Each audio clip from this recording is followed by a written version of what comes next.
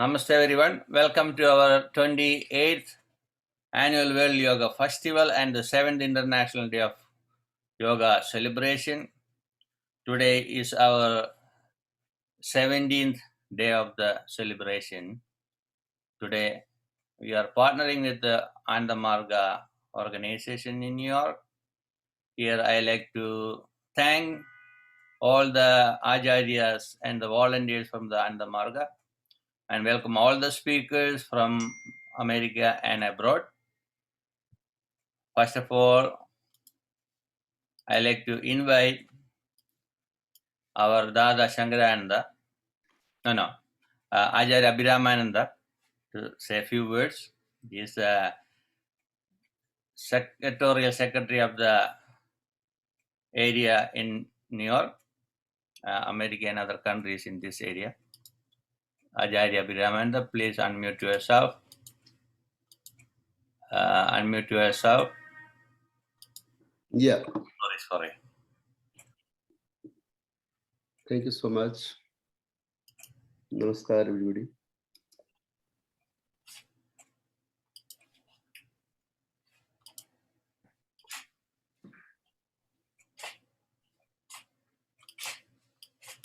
Respected Dileepji and distinguished guests and panelists, it is my honor and privilege to welcome you all on the occasion of International Day of Yoga. As you know, health is very important component in our life, which has to be dealt with in very significant and scientific manner and specific manner as well. United Nations has resolved with the help of WHO, and yoga is an important link for better health, and India has taken the initiative and lead to put into the reality in United Nations. Therefore, United Nations, most of the country has accepted yoga as a very important factor for our life and human organism as a natural exercise, and as well as the yoga is the prominent figure all over the world. Therefore, in many countries, yoga is practicing now for the better health and happiness. Over 300 million yoga practitioners in the world and 50% from India. And as per American journals, 21% the men and 72% women are practicing the yoga. Right now, yoga is the most popular in the world. So yoga and yogis has been popularized since many years. Lord Shiva's time, Lord Krishna's time, and India is the one of the civilized base and cultural base where the intuition and spirituality will prevail and prevent for the better health, for the humanity, for the leading of the whole organism. So it is my humble request, you all panelists, to justice today of the yoga is the most important factor for our physical health, mental health, and spiritual health. Yoga is not only the physical exercise, yoga is the mental exercise where the unit mind merges with the cosmic mind.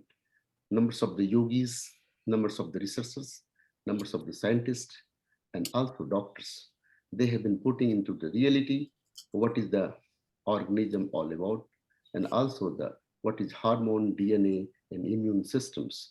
They are protecting by nature, practicing the natural exercise. So it is my humble request to all panelists to deal with very practical, very humble, very gentle, very practical manner. Therefore, every participant, delegates, and dignitaries, they will popularize their neighbors, their society, and all over the world, they will accept as a natural exercise, as medicines. So one thing I like to present before you all, Ananda Marga Yoga is popular all over the world. More than thousands and thousands of yogis, day and night, practicing and also popularizing the better health, for the community service free of cost. More than 10,000 centers of Ananda Marga all over the world. who is practicing yoga and giving the better service and free service, free of cost. So Dileepji is the one of the prominent friend and collaboration of Ananda Marga, and World Yoga community is right now is the prominent figure all over the world. World Yoga community has been giving such a wonderful service all over the world and connecting all over the world NGOs and organization and yoga practitioner. So United Nations also accepting as a NGO as a consultancy status. So it is very best moment for Ananda Marga to do something positive with the in collaboration with the World Yoga Community and United Nations. So it is my humble request to you all Ananda Marga panelists, our Acharya Shakti Mitrananji, Acharya Silvadrananji, Avdutika Ananda Ranjana Acharya, and Acharya Shankarananda Abdut, and our Parinirvananda Dada, Acharya Parinirvananda Abdut, Acharya Anudhyanananda Abdut, and Abdutika Ananda Chira Acharya, and all our Acharyas of Ananda Marga. And today I am welcoming and honoring your contributions and loving understanding of yoga and propagating, popularizing, or endorsing the United Nations, the agenda, health and well-being. So floor for everybody right now, and I welcome you all. And I am very thankful to Guru Dileepji who has invited Anand Marga to share something positive and United Nations agendas, health and well-being, and International Yoga Day. So thank you so much for having such a wonderful session today. Hope everything will be pleasant and very practical, very positive. God bless you all. God bless United Nations. God bless India, and God bless whole world for health and happiness. And thank you for United Nations administration, and thank you for Prime Minister of India, Sri Narendra Modi ji, who is endorsing such a wonderful International Yoga Day into the reality 21st June 2021. So thank you so much. So congratulations you all, and God bless you all. Thank you, Dileepji. Thank you. Thank you. Especially, I want to thank all the yoga practitioners and teachers before any of the political leaders. So they are the people actually promote the yoga around the world. So without them, this won't happen. So I want to thank all the yogis, swamis, yoga practitioners, along with our political leaders. Didi Ananda, please put the music.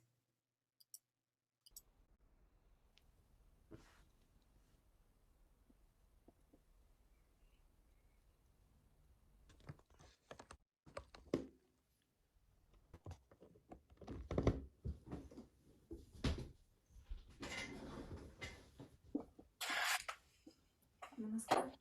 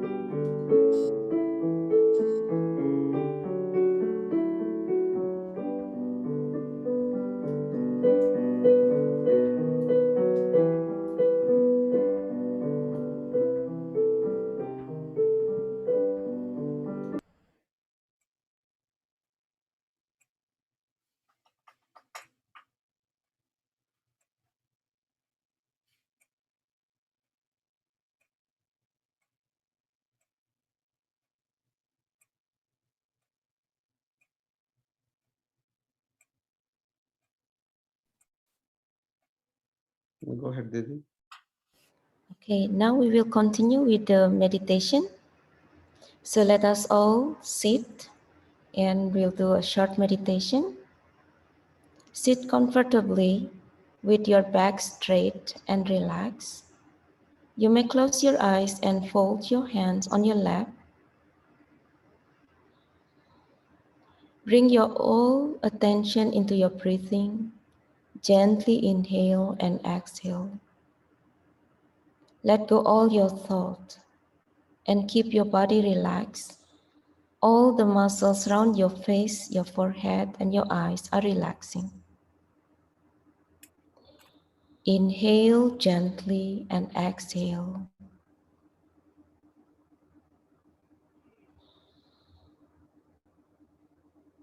Just bring your full attention into your breath and feel the flow of your breath slowly flowing in and out.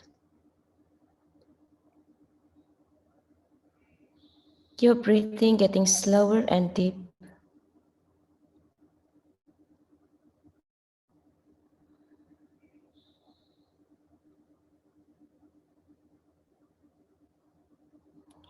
And now feel that you are sitting alone in the beautiful place, wherever that you feel comfortable.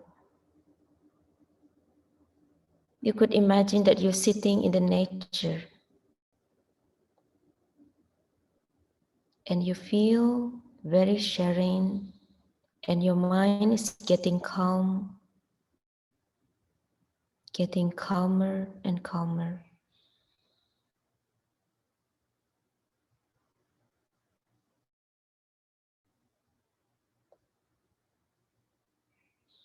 Your surrounding is very peaceful.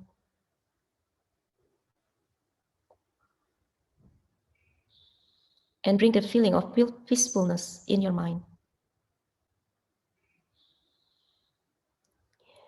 Now go deep into your heart and you feel the love in your heart.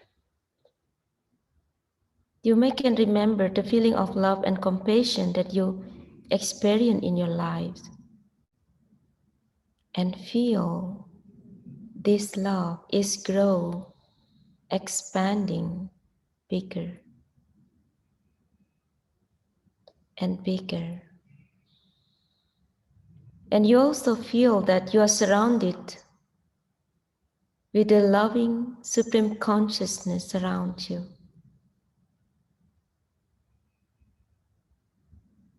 And you just feel that you're merging yourself into that infinite love and feel oneness with everything.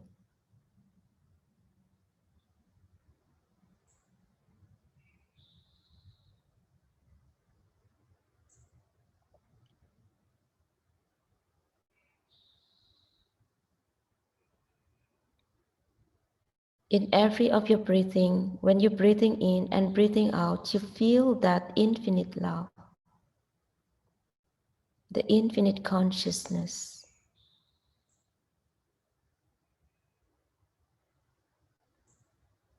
Just stay into this ideation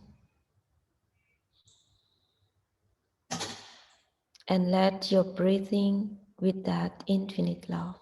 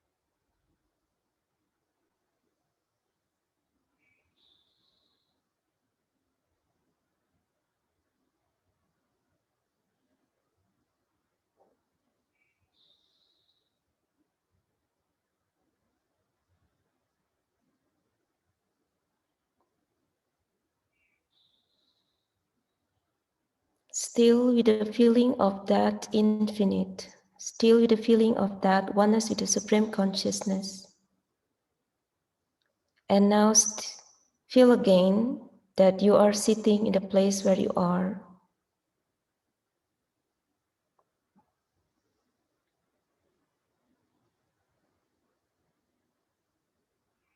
And now we will end our meditation, and you may open your eyes.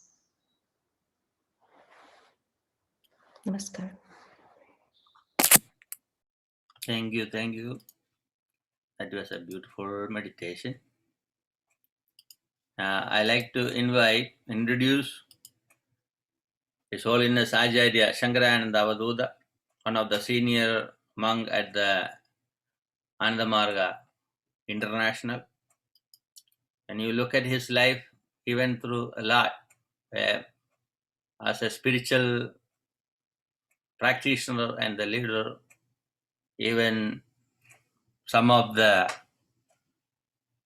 people torture him in the jail. He went through really hard time to promote the spirituality around the globe. Without delay, I like to invite Acharya Shankaranandaji. Floor is for you. Namaskar to all. My respected Guru Ji, Dileepji, and namaskar to all persons. Yoga is a very popular word, now became very popular word throughout the world. Yoga have other meaning. Yoga means not a exercise. Yoga, one meaning is addition, just like a 2 + 2 is equal to 4. But according to Tantric definition, according to devotees, yoga is a unification, to unify, unification with the Supreme. When our mind is moving from limit to limitlessness, this is called love. Love is a God. So, according to Lord Shiva, yoga is a very natural. It develops physical fitness, mental alertness, and inner peace. So every human being throughout the world, they are searching inner peace, happiness. So yoga is a practical, and Tantra is a part of yoga. Yoga and Tantra have no conflict. There is one. Tantra, tan root birth plus tre suffix became Tantra. Tantra is a perfect science which liberate mind from dullness, animality, and ignorance. And yoga, according to Maharishi Patanjali, 2000 years ago, he told yoga chit in vritti nirodha. But according to us, yoga is sanyoga yoga itikto jivatma paramatmana. The yoga is a process by which we can unify ourselves with the Supreme. When our dhanai chitta merge into duarai aham tattva, and aham tattva merge into I feeling aham tattva, and this also merge into Supreme Consciousness. This is called yoga. So all the propensities must not be suspended. So there must be goaded unto Lord. So there is no question of suspension. There must be proper direction. So we have to channelize our energy towards one supreme bliss. He is the embodiment of love, knowledge, and bliss. So human beings have different race, different language, different religion, different nationality, but fundamentally humanity is one. We are one. Fundamentally, we are one. Have a different, objective world, but fundamentally, human society is one, an individual. So this is the demand of the world. We have to build up one universal society on the earth according to our culture. Vasudhaiva Kutumbakam. Whole universe is my family. So people do not know the correct meaning of the yoga. So it is our duty to educate them, love them, guide them, inspire them, so that human life become meaningful. Life is important, but time is more important than life. So nobody can say, I do not know. So it is our moral duty to convey a message of Sri Anandamurti ji. He is our spiritual master guru. Due to his dedication, everything happened throughout the world. So it is my request to all brothers, sisters who is here in our program, must practice it. You know the process and practice it. Reading the book, we can't practice yoga.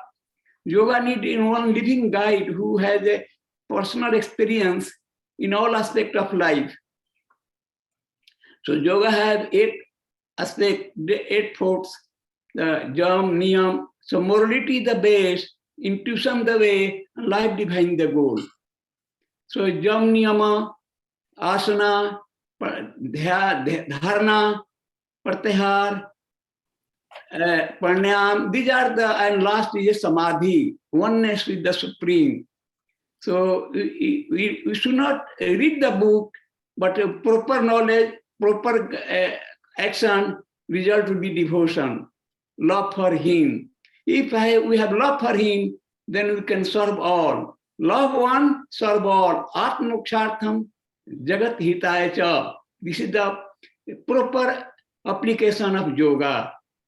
So on Yoga Day, it is my humble request to all my brothers, sisters, practice it and serve the humanity as a whole. Whole world is waiting for that.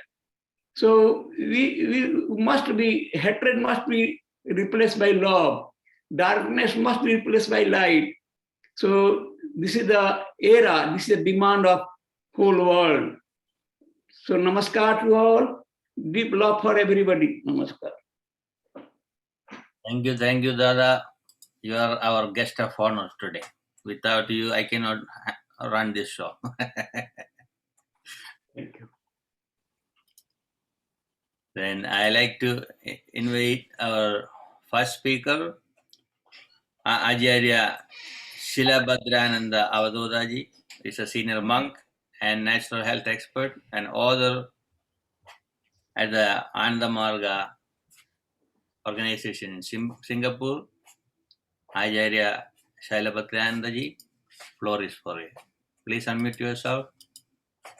Dileepji, I think the first speaker is Acharya Satyamitranandaji first, and the second is Yoga. And so we play the yoga dance first. Yeah, you can, please. Thank you.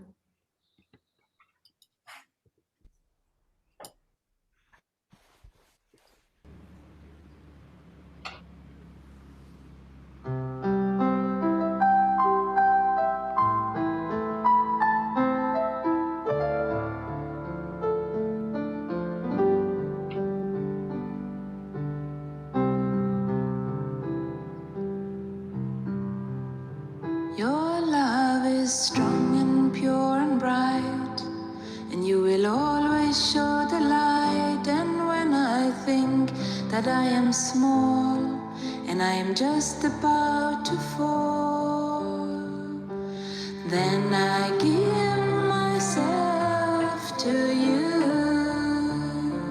'cause you are my guru, and I love you. I need your love, I need your light. I need to see you strong and bright. I need to feel you in my heart, where we never be apart. Sometimes I wonder where you are. Did you really go so far? I thought I lost what I had found, but you have always been around. So I give myself to you, 'cause you are my guru, and I love you.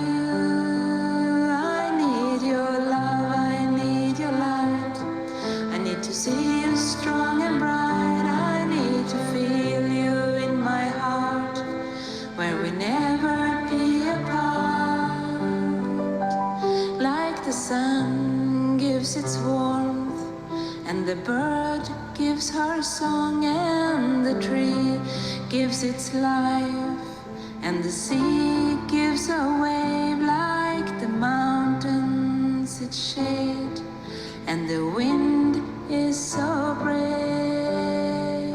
Like that I give myself to you, 'cause you are my guru, and I love you.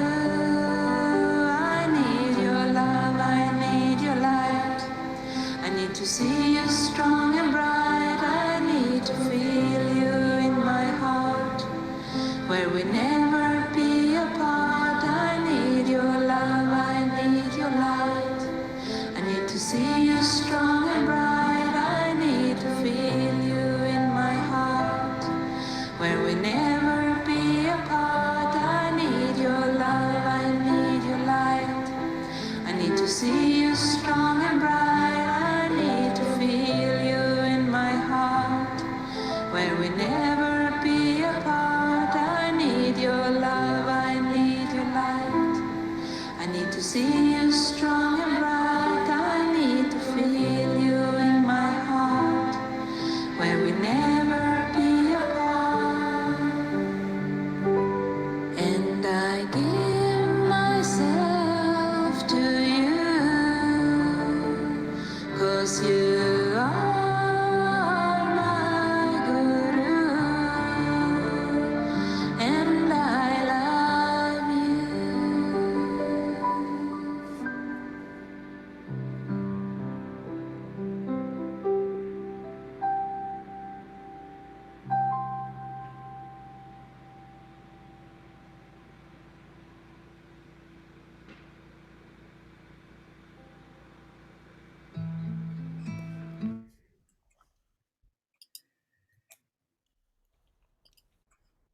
That was a beautiful video. I like the movement with the music. So now we'll introduce Acharya Satya Mitrananda Avadhodaji, is a senior monk and founder of Anandamarga Yoga Academy. He is from Mexico. Acharya Satya Mitrananda Avadhodaji, floor is for you. Thank you very much, and namaskar to everyone. My name is Acharya Satya Mitrananda Avadhuta, and Acharya is a title that one gets if one have undergone a special training. So Acharya training is where one undergo training for many years, where one study philosophy, spiritual philosophy, one study various yogic and tantric texts, one study Sanskrit, etc. And today I will say something about Raja Yoga, the so-called Ashtanga Yoga as it is presented by Patanjali in his Yoga Sutras. And this the system of Ashtanga Yoga is older than the Yoga Sutras, of course. So they're more than 2,000 years old. And I have personally practiced this system for more than 30 years. And that I'm Acharya means I'm also a teacher of the same. So I'm also a teacher of Ashtanga Yoga. To understand Ashtanga Yoga, one need to, it's important that we clarify the meaning of the word yoga, because there may still be some confusion about that. I think it's quite much accepted today that yoga means a unification. But my experience is that there are still very much confusion about what is being unified with what. And maybe one of the reasons is that in Patanjali's sutras, in his Yoga Sutras, he don't state very clearly what is being unified with what. He say Yogash Chitta Vritti Nirodha, which Acharya Shankaranand spoke about just before, which means that yoga unification happens when the vrittis of the chitta, that means the tendency of the mind, the emotions of the mind is suspended, is made completely quiet. To say in a different word, yoga unification happens when the mind is completely suspended. It means it's completely quiet. To experience that supreme, the presence of the supreme, one's oneness with the supreme, mind has to be completely silent, so it's not disturbed by anything. So it's not colored by any of the vibration of the world. Because the supreme, the pure aspect of the supreme has no vibration. It's completely pure, it has no vibration. So to experience that, we have to get into a state of completely no vibration. But as what Shankaranandji said just before, it may not be enough just to make the mind completely quiet. Because if we, for example, have an accident, if we become unconscious, do we get into samadhi? Do we experience the supreme if we are unconscious? No, we do not. So it is not enough just to make the mind completely suspended. The mind must also be directed towards the supreme. There must be a direction. And this is where Ashtanga Yoga, or the so-called Raja Yoga, helps us. But back to where I came from. What is being unified with what? That's what we need to clarify. And here we can see from both the Tantras and the Vedas, they agree on this. It is, in the Tantras it said, Sam Yoga Ityukto Jivatman Paramatmana. It means yoga unification is when the Jiv Atman, the small Atman, the small soul, the individual soul merges into the infinite cosmic, into the supreme soul. That is yoga. So yoga is not just unification of body and mind. It is much more than that. Body and mind needs to be in balance, needs to be harmony. But yoga is the unification with the individual and the infinite supreme. And that is what the system of Ashtanga Yoga is doing. The system of Ashtanga Yoga is excellent in achieving this unification. So, Ashtanga Yoga have 8 different elements. Ashtanga, Ashta means 8, number 8, Ashta 8. So there's 8 limbs, Yama, Niyama, Asana, Pranayama, Pratyahara, Dharana, Dhyana, and Samadhi. So there's the 8 limbs. And each of them play a certain role, play a certain importance to reach to that unification. The last element is called Samadhi. That is where the mind is absorbed into that supreme.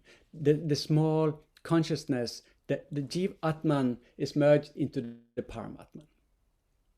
But to do that, one have to meditate. It is through meditation we go into that state of yoga, we go into that state of unification. It is through meditation that happens.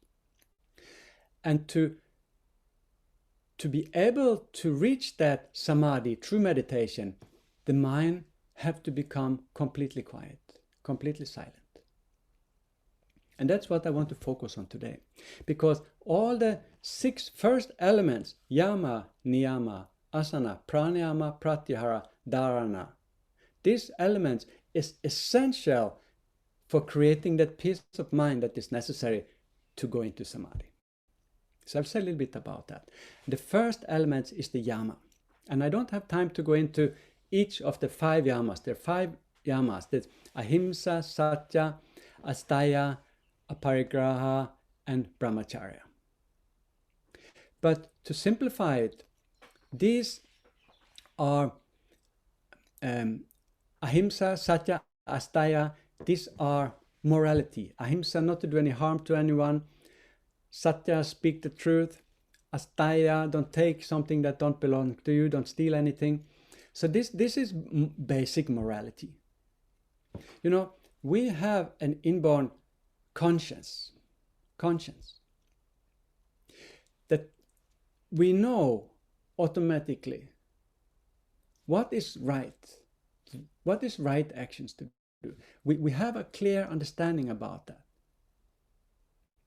If we go against that, if we speak lies, if we tell truth, we think about doing harm to others, that creates a certain vibration in the mind, a certain restlessness in the mind. We know we are doing something wrong. We know we go against natural tendencies of the mind. That creates a certain vibration in the mind. And when that vibration is in the mind, it will remain in the mind. And when we sit down and try to meditate, those vibrations disturbs the mind. We cannot create the completely peace of mind that is essential for going into the state of samadhi, to experience the supreme, the ananda, the blissful state. So that's why it is absolutely essential to follow the principles of yama, to have success in meditation. And the next limb is the niyamas. The niyamas is socha, cleanliness, santosa, contentment, peace of mind, mental contentment, tapa, to do service, svadhyaya, to study scriptures, and Ishvara Pranidhan, to Ishvara is the supreme, is the Brahma, is the supreme being, and Pranidhan means to move closer to it. So it's also essential to follow these to create the necessary peace of mind. The first one is socha, cleanliness. For example, if we don't follow cleanliness, the body gets too hot. If the body is not cleaned, sweat is piling up. If the body is sweat, the body is hot. When the body is hot, we cannot concentrate in meditation. If the environment, the house is not clean, the clothes is not clean, germs is there, smell will come, etc. The body will itch. Mind cannot concentrate. So all the niyamas too need to be followed very thoroughly, strictly, to have success in meditation. It is said, without yama and niyama, sadhana is impossible. Meditation, dhyana is impossible. So this is important to understand. So one need to study the yamas and niyamas. One need to understand their inner significance. And I don't have time today. It is a bit short of time, so I just go briefly over it. But I will really recommend all of you to study. And there's one excellent book by the modern tantric guru Sri Sri Anandamurti, which is known as A Guide to Human Conduct. A Guide to Conduct. And this book you can find on Amazon or so on. I don't get commission from this. So this is a book I can recommend to understand the depth of yama and niyama. I'm sure there are many other good books about it. So then we come to the third, asana. And asana, you know, in the past, if you go way back in the past, asana was not so much practiced by yogis. It was especially in the Middle Age when this one special one tradition is the Nath yogis, the Nath Panch, the Nath tradition, which started with Guru Matsyendranath and his disciple Goraknath and so on. These were avadutas like myself, and they did much meditation, and they realized that it is not so easy to do meditation. It's not so easy to achieve that peace of mind that is necessary. So they started to develop the asana. They realized that through asana practice, one gained control over the nervous system, one can strengthen the nervous system, and one gain control over the hormone balance. Then one gain control over the mind. If the nerves is weak, it creates restlessness in the mind. If the hormone secretion is not balanced, it creates restlessness in the mind. It creates the so-called vrittis that Patanjali is talking about. Yogas, chitta, vritti, nirodha. The vrittis, the tendencies of the mind, cannot be controlled without proper practice of asana. So they developed asana very much, this Matsyendranath and his tradition. And later on, this developed into the system of Hatha Yoga. And these guys were the one who wrote the Hatha Yoga Pradipika, which has become a very important yogic text today. So in modern time, of course, asana has been very, very much popularized. And I want to use the opportunity to say that we have to get beyond that point where yoga is equivalent to asana.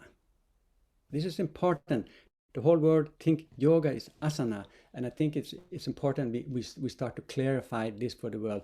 Asana is one element of yoga, one of the 8 elements of Ashtanga yoga. And not yoga is not, asana is not the ultimate aspect of yoga. So through asana, we gain control over the mind so that we can meditate. And then we come to the 4th limb, pranayama. And pranayama, prana is the life force. Prana keeps us alive. The definition of life is that there is prana in the body, and the prana we can say that there's prana in the body. When a person dies, the definition of death is that prana leaves the body. There is in the tantric scriptures, this is defined 10 different pranas. I will not go into detail about them now, but to say it simplified, these pranas control the heartbeat, control digestion, control elimination of urine and stool, control our capacity to contract and expand, control our vocal cord. We use prana to change the vocal cord so that we can speak, and so on. So yama means to control. So pranayama means to take control over the pranas. So this is something very, very serious. If we take control over the pranas, we need to know what we are doing. Anyway, that's a little bit different topic. But when the prana is just moving in an uncontrolled way, it will stimulate the glands to over-secrete hormones or under-secrete hormones, and that means the mind is restless. So pranayama is used to control the movement of prana, so it is not disturbing the glands to activate the so-called vrittis. So pranayama is an exercise to get peace over the mind. And pranayama must be practiced in a very systematic way.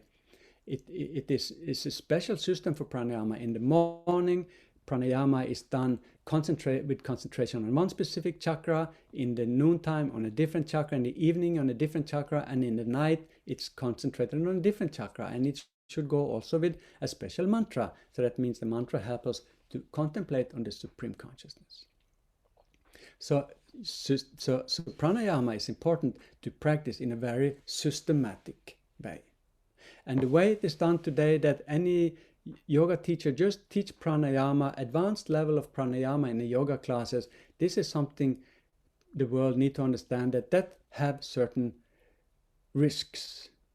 I have myself seen that people that practice pranayama, they get serious digestive problems, heart problems, irregularities of the heartbeat, and so on, because they're not following proper system of pranayama. So this is something also that's important to understand. And when this is done, when one follows yama niyama, proper system of yama niyama, proper system of asana, of pranayama, then one start to gain a certain peace of the mind. And then the next limb is pratyahara, to withdraw the mind.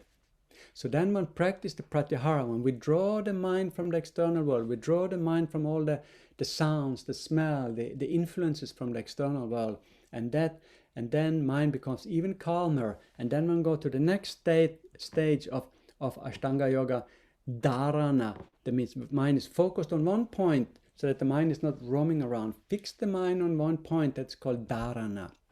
And then one can start the meditation, the dhyana. And when this is followed proper in a very systematic way, mind becomes very focused and concentrated, and we can go very deep into meditation, and mind becomes so quiet that we enter into the state of samadhi, and we experience the Supreme Being. We feel the oneness, we feel the love, we feel the closeness, the personal touch with Paramapurusha, with Brahma. So I will not say so much more about dhyana meditation, because that's a whole science in itself.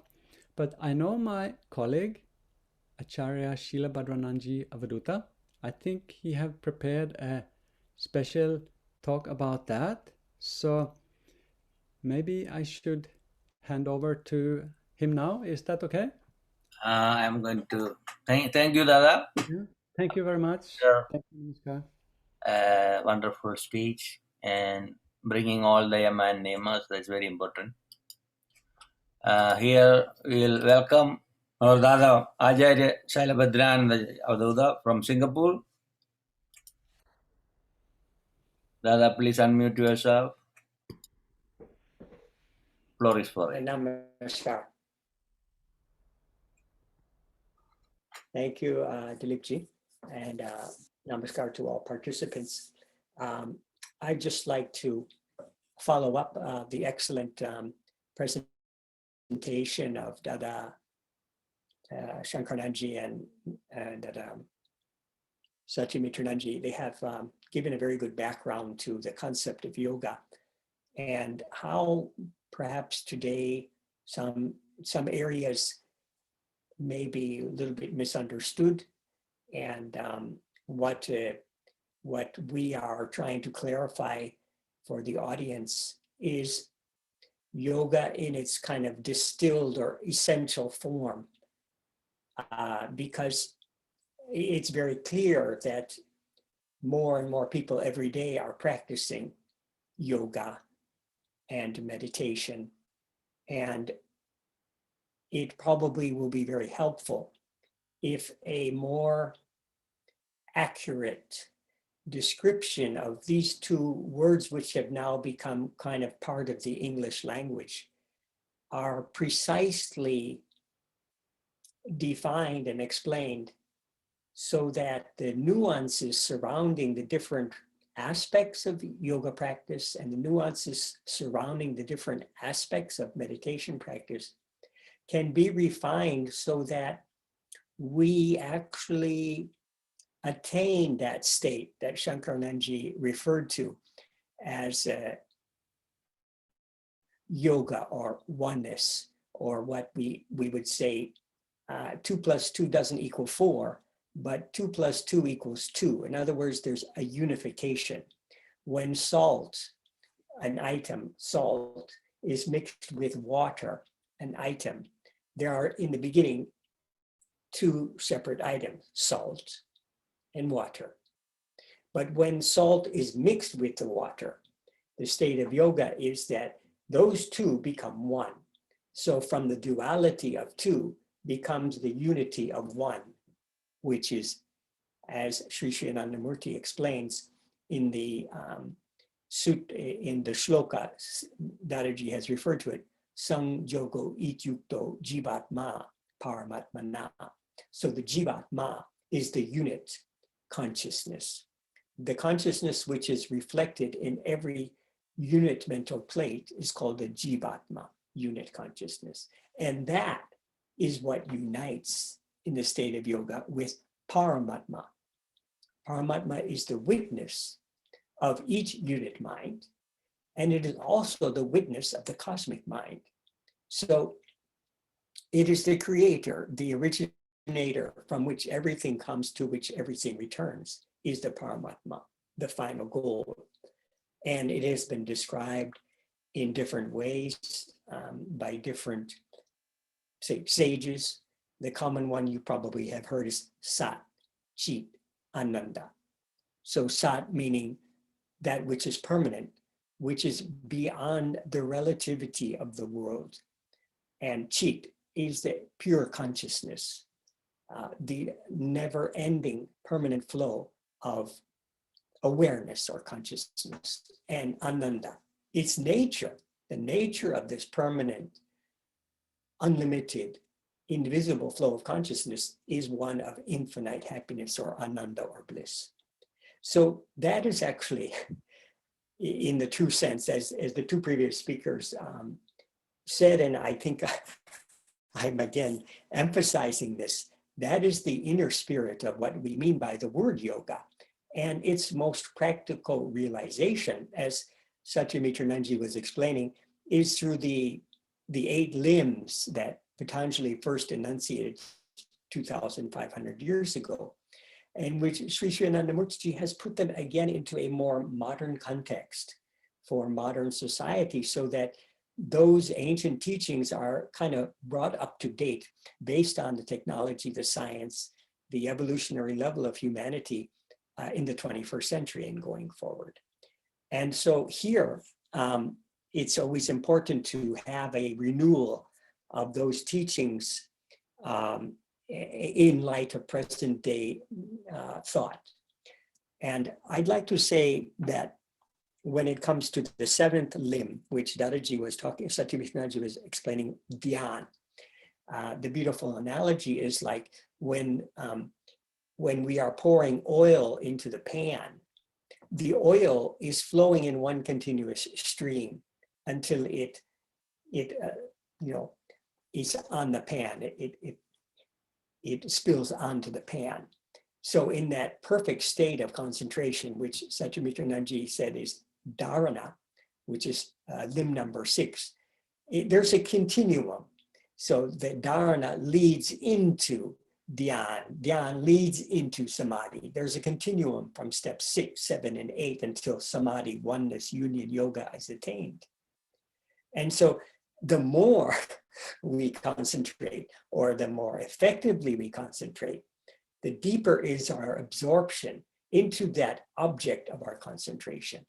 And in the yoga system, which Anandamurtiji has explained, which we practice, the object of concentration is actually a sound vibration or mantra, manusutra, the word whose constant repetition leads to the liberation of the mind from all thought, all attachment, all vritti, yoga chitta nishvritti nirodha. So here, it's like we're reaching the goal. There's different ways to reach the goal. And the mantra meditation is also quite an ancient system of meditation practice. And it's based on the principle which science supports and logic makes it self-evident: as one thinks, one becomes. So the mantras that are given and practiced in personal meditation are associating Jivatma, unit mind, unit consciousness, with Paramatma. And by a certain method of utilizing those mantras according to the system of Diksha. Diksha is when one receives a personal technique of meditation from a qualified acharya. Then they learn the method of how to apply the mantra when they are doing their personal meditation. Because it's not only the sound of the mantra, that is one. There's the meaning of the mantra. I've just said, as one thinks, one becomes. And there is the rhythm of the mantra. So these 3 aspects of mantra are all taught to the aspirant at the time of learning their personal technique of meditation. So by applying the method, how to use the mantra properly, one in deep state of meditation can actually affect that, or can attain that experience of samadhi or absorption into the object, which is that Sat, Chit, Ananda, supreme consciousness, or Paramatma, different names for that same entity. So, this is more, a one way of explaining meditation. And I gave the title of my talk, spiritual-based meditation, because there are many meditation techniques today.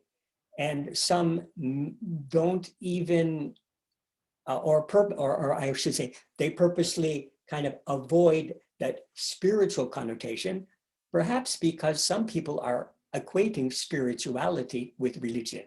And many people are very frightened or hesitant to view a practice of meditation, which they fear would interfere with their religious beliefs. That is, fair enough. And that is understandable for such type of people. However, it doesn't diminish the fact that spiritual-based meditation is scientifically grounded in, in intuitional practice and intuitional teaching. as Ananda Marga teaches and practices, which is using mantra. And what is the mechanism?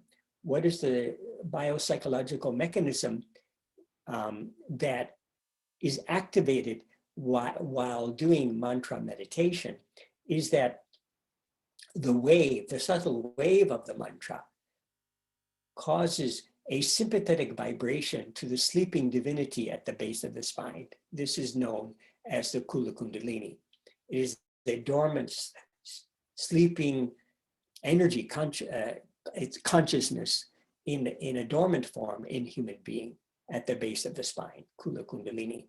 But it is awakened by the subtle flow of mantra. And not any mantra will do, but a mantra which has been empowered such that it has the capacity, it has the vibrational power to awaken consciousness in the sleeping divinity and cause it to rise up. And when that sleeping divinity is attracted upward by the subtle vibration of mantra, which has its own inherent vibratory power given by Guru, transmutation of that energy upward brings about different states of realization, different feelings of joy. That also is on a continuum. And so there are different levels of samadhi associated with the state of yoga. And finally, the highest of all samadhis is the nirvikalp. Nirvi means without. Vikalp, nirvikalp, without imagination, without thought. We're saying the same thing. When the mind transcends thought itself. And it doesn't remain suspended, as Satyamitranaji is saying, we may be in a coma or unconscious from an injury. Mind is suspended. Here, the mind is merged. It's merged in Satchitananda, in infinite bliss and happiness. And that is the state of yoga, which all sages, all yogis and mystics, they have experienced it. They may not have explained it in the way which everybody could completely understand it. And that's why there's some confusion about the final goal. What is void? Some people say shunya. Is shunya something like nothingness? Which, if we interpret it as nothingness, sometimes the view becomes like this world is, there's no need to strive for anything in this world because ultimately there's nothing anyhow. It's the shunya. So this could lead to maybe an impractical approach to life itself.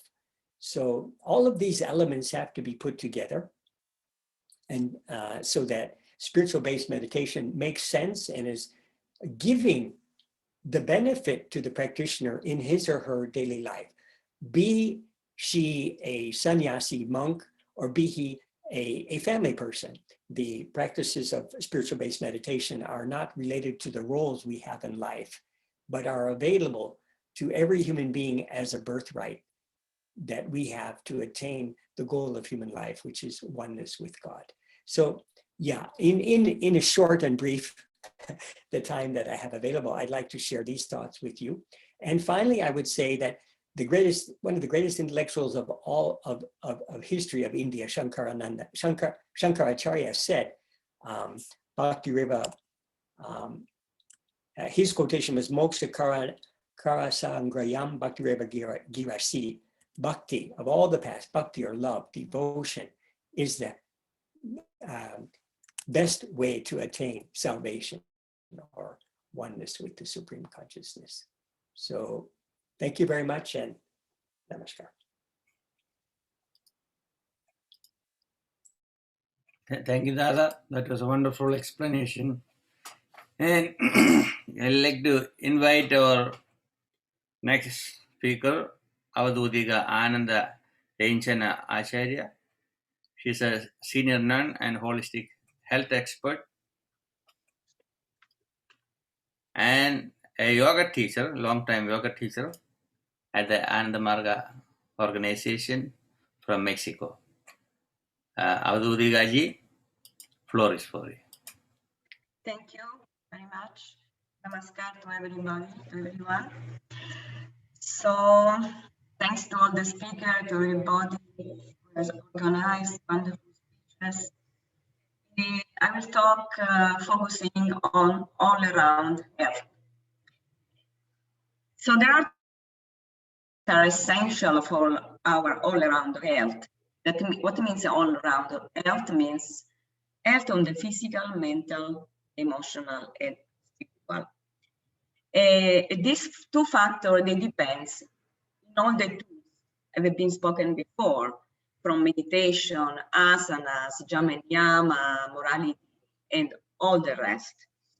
So these two factors that are essential for our all-around health are, one is unconditional love. Unconditional love for everything. What means everything? It's for ourselves, including our body, for ourselves, for others, including plants, animals, and everything, and for God, for the consciousness. When we speak about unconditional love for consciousness, for God, we speak about devotion. So this is one factor. The other one is unconditional acceptance of ourselves, of others, and unconditional acceptance of consciousness of God. When we speak about God, unconditional acceptance towards God, we call it surrender, total surrender, 100% surrender. So this, I discovered through my practice that these two, unconditional love, devotion, and surrender, unconditional acceptance, are the two factors that are essential for having a good health. What is happening? We don't feel well in our body. We have some sickness, or we have some symptoms, maybe back pain, sore throat, headache. Something is not feeling right. The first, we are used to do this. We fight against the symptom. Why I have this? Why it came just now? And we really express a lot of negativity towards our body. My liver is not working well, my digestion is not so good, and this and that. So there is a lot of resistance, fighting against our body and our symptoms, the symptoms that we have of diseases. This doesn't help to have a good health, because it's just the opposite of accepting. The base, as I said in the beginning, to have an all-around health is accepting everything. Now we talk about our body, accepting our body, and accepting what is happening at that very moment. That we feel a headache, something else is not going right. Who is responsible for this fighting, for this resistance? Our mind. Our mind has a tendency to resist and fight everything. It is usually unsatisfied about how things are going on outside of us, inside of us. And there is a lot of fear, worries about many things, about everything that is happening. And there is the ego, there is the critics, judgment, so much. All this is inside of our mind. So it's in the nature of the mind to resist everything, to fight. Surrender, accepting, is the opposite. When we accept, the movement is we open towards something. When we fight, it's like this, going out. Accepting is a more feminine attitude. By feminine, I don't intend it is of the women, the feminine principle. So accepting is more a feminine principle. The fighting is more a masculine principle in general. So when we are caught in our mind and we are not connected with our true self, our soul inside, so we forget who we really are. So we are resisting everything, resist our life, we resist our symptoms. And Our body knows it. Every cell of our body knows it. How? Energetically, and also by the nervous system and the hormonal system. Every cell knows that we are fighting, we don't accept the body as it is, we are in this mood. So what is the solution then? The solution is, as others they were saying, the center of all this is to practice, to connect with our deeper self, with who we really are. We are consciousness, infinite consciousness that is living in this body, in this life for a certain time. But the body is not who we really are. Our thinking, our feelings are not what we really are. We are infinite consciousness. So we need to remember that. Most of the time, it would be wonderful to remember always. So the practice of yoga, meditation, and all the rest that I've already told, especially meditation, is helping us to remember we are infinite consciousness. That infinite powerful is the source of, as it was already told, of ananda, permanent happiness, permanent bliss. So body respond very well to this, to when we connect. The vibration of our connection with our deeper self inside is spread everywhere in our body. Every cell knows. Every cell feels the vibration of the mantra. Every cell feels that peace. So all the body benefit incredibly of that. When we are connected with our heart, when we feel that love inside, all the cells know it. It affects DNA, it affects everything. When we resist, we fight, everything contracts inside. Our DNA just do like this. So it's very important we pay attention to whatever we think, whatever we feel. So instead of fighting our symptoms or our diseases, would be a greater attitude to try to understand by the symptoms what my body is telling me. We ask this question: what my body is telling me through this? It happened several months ago that one day I wake up and I couldn't hear from my left ear. 70% suddenly of my hearing was gone. And for a while, I tried many different things, nothing worked. Then at a certain point, I realized that what my body is trying to tell me. What is the message that my body is trying to tell me? And then I thought I create some silence in myself. I calm down my mind. I kept myself in the present moment, and I listened to my heart, to my soul, and something came up that told me, a voice told me inside, inspiration, something that maybe I'm not listening to something that is, I don't want to listen. Maybe I don't want to listen to something that is important for me. And I went in depth in that. I discovered what I didn't want to really listen. And then I went to sleep. The next morning, my hearing was completely again. So the body, instead of fight our bodies, let's do things like all exercise and everything else that already was talked about, but also let's have a different relation of love, not on fighting. Listening to our body, create some space. Sometimes when you have some symptom, ask to deeply inside what is happening, what I need to change. And when, like in my case, I corrected something, I realized that something. In the moment I opened myself, I corrected what was needed to be corrected, I got back my hearing again.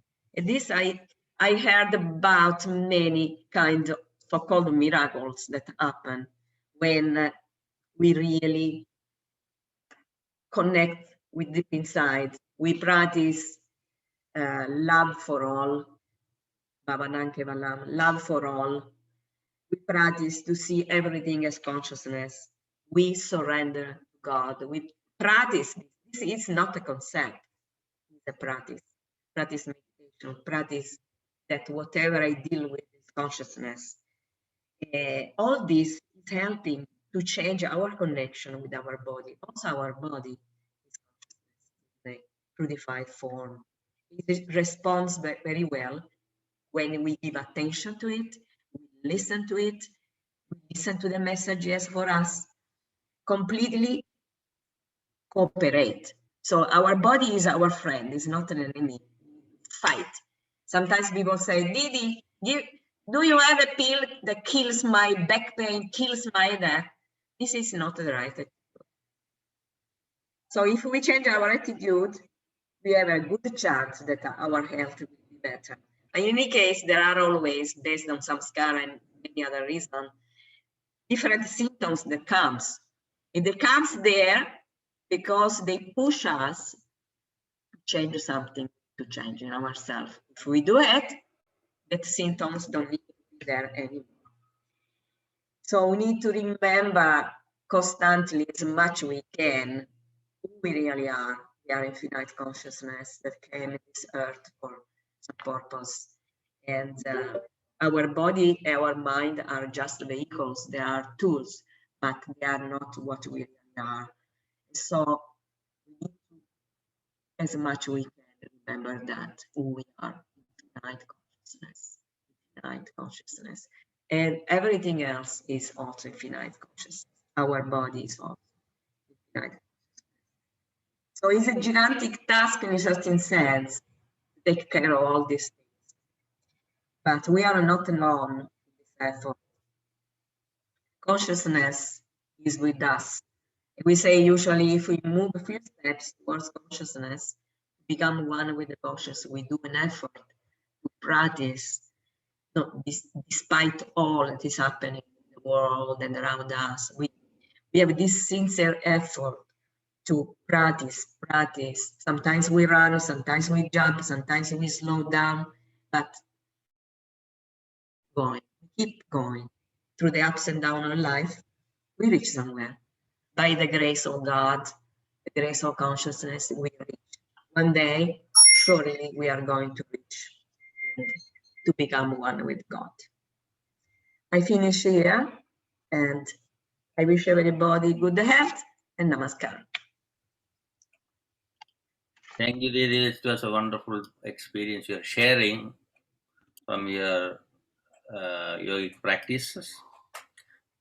I'm going to ask few questions to all the speakers, including Shankarananda and Abhiramananda. I'm recording the program, so I'm going to put everyone on my screen. You may not see it, but let me see. Just adding everyone. Okay.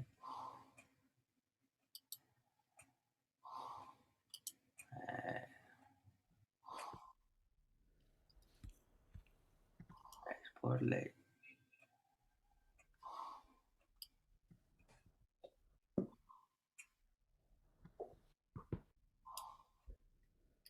So I know all of you are long time spiritual practitioners, yogis, yoginis, and member of the Ananda Marga organization.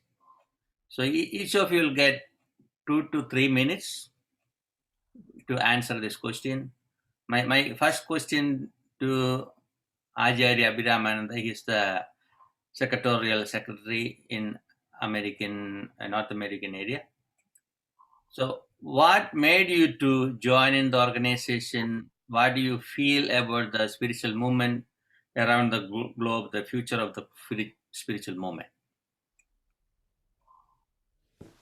Namaskar.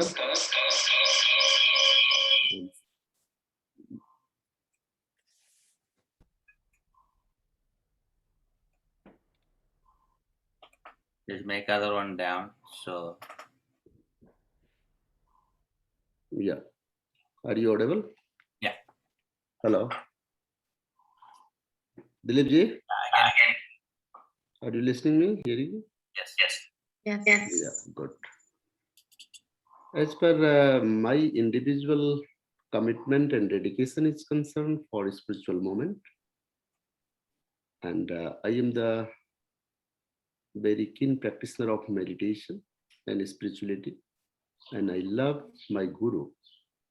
And I felt first and foremost when I am going to dedicate myself, one monk came in front of me, and we are just I am very much impressed, and his dedication, his aura, his whole practice of the meditations. Just I visited the spiritual gathering there in India called Anandanagar, the bliss of city of bliss, where the more than 1,000-acre land, the headquarter of India.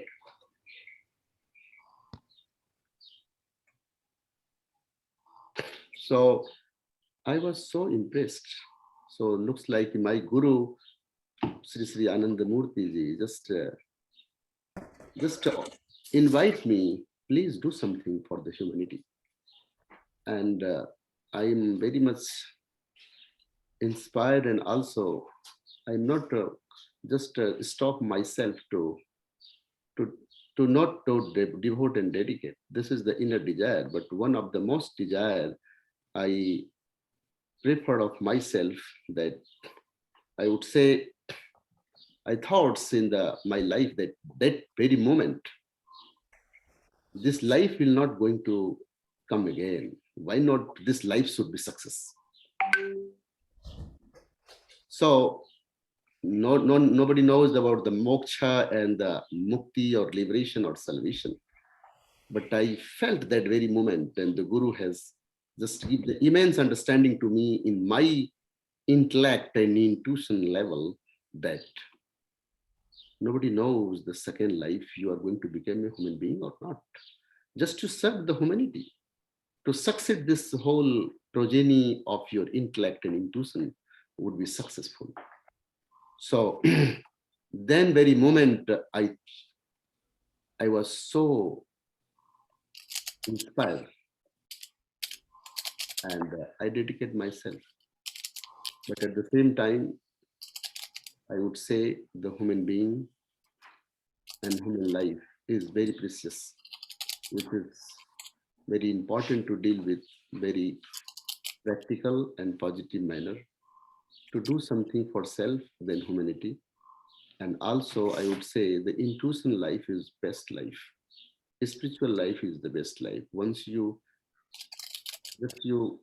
receive the spirituality, then immense shower of grace and blessing once you have, you can do anything and everything. Treasure is not a money only. Strength is not only intellectual knowledge or praise something. The treasure and the strength is blessing of the Supreme. That Supreme is with you with the help of yours effort as a meditation, a spiritual practice, and Guru is everything. Then you able to translate into the reality in order to establish the glory of love, what Didi has said, devotion and spirituality in the earth planet, and flow the devotion for everybody, and they feel happy. That is the Ananda Marga has been doing since numbers of years, and all the yoga practitioner, meditation practitioner, gurus, and sannyasis, they have been doing. And I am very thankful to Dileepji, who has been presenting such a wonderful platform and creating such a wonderful platform where everybody feel happy and present their expression and emotion. Thank you so much. Thank you, Dada.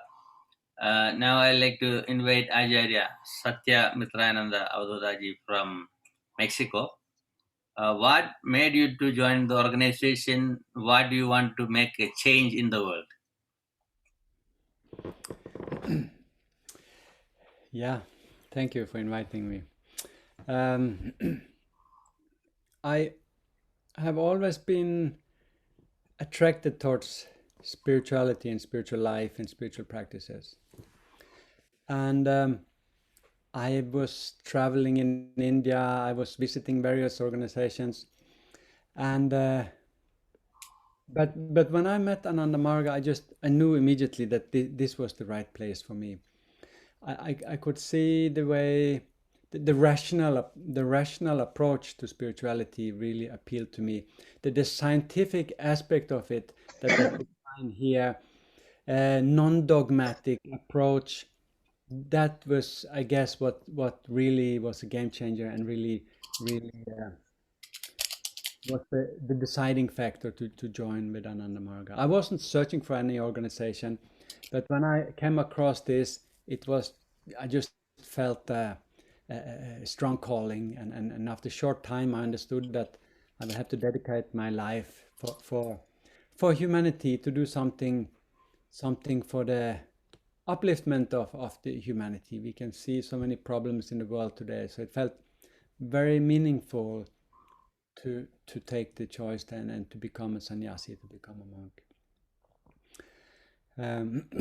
So for so yeah, what I would like to see, what kind of changes, what kind of world I would like to see is definitely a world of brotherhood, a world of spirituality, mutual understanding. Today there's so many conflicts, so many conflicts. The world is dominated by conflicts. But I saw the plan of Anandamurti, the plan of the Guru of Ananda Marga, how he had very practical and very rational solutions to these problems. How to unite humanity, how to create a mutual understanding between races, between very different cultures. It seems like an impossible task. But when you see how simple he make it, and the solutions, how rational and practical they are, that then I really understood. I want to dedicate my life for this mission, and I can see now it is possible to create a better world. Humanity do have a very bright future, I know. Great. One more short question.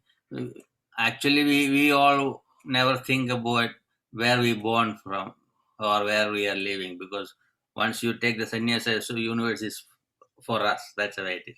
But some of the viewers may wonder where you are from, where you born.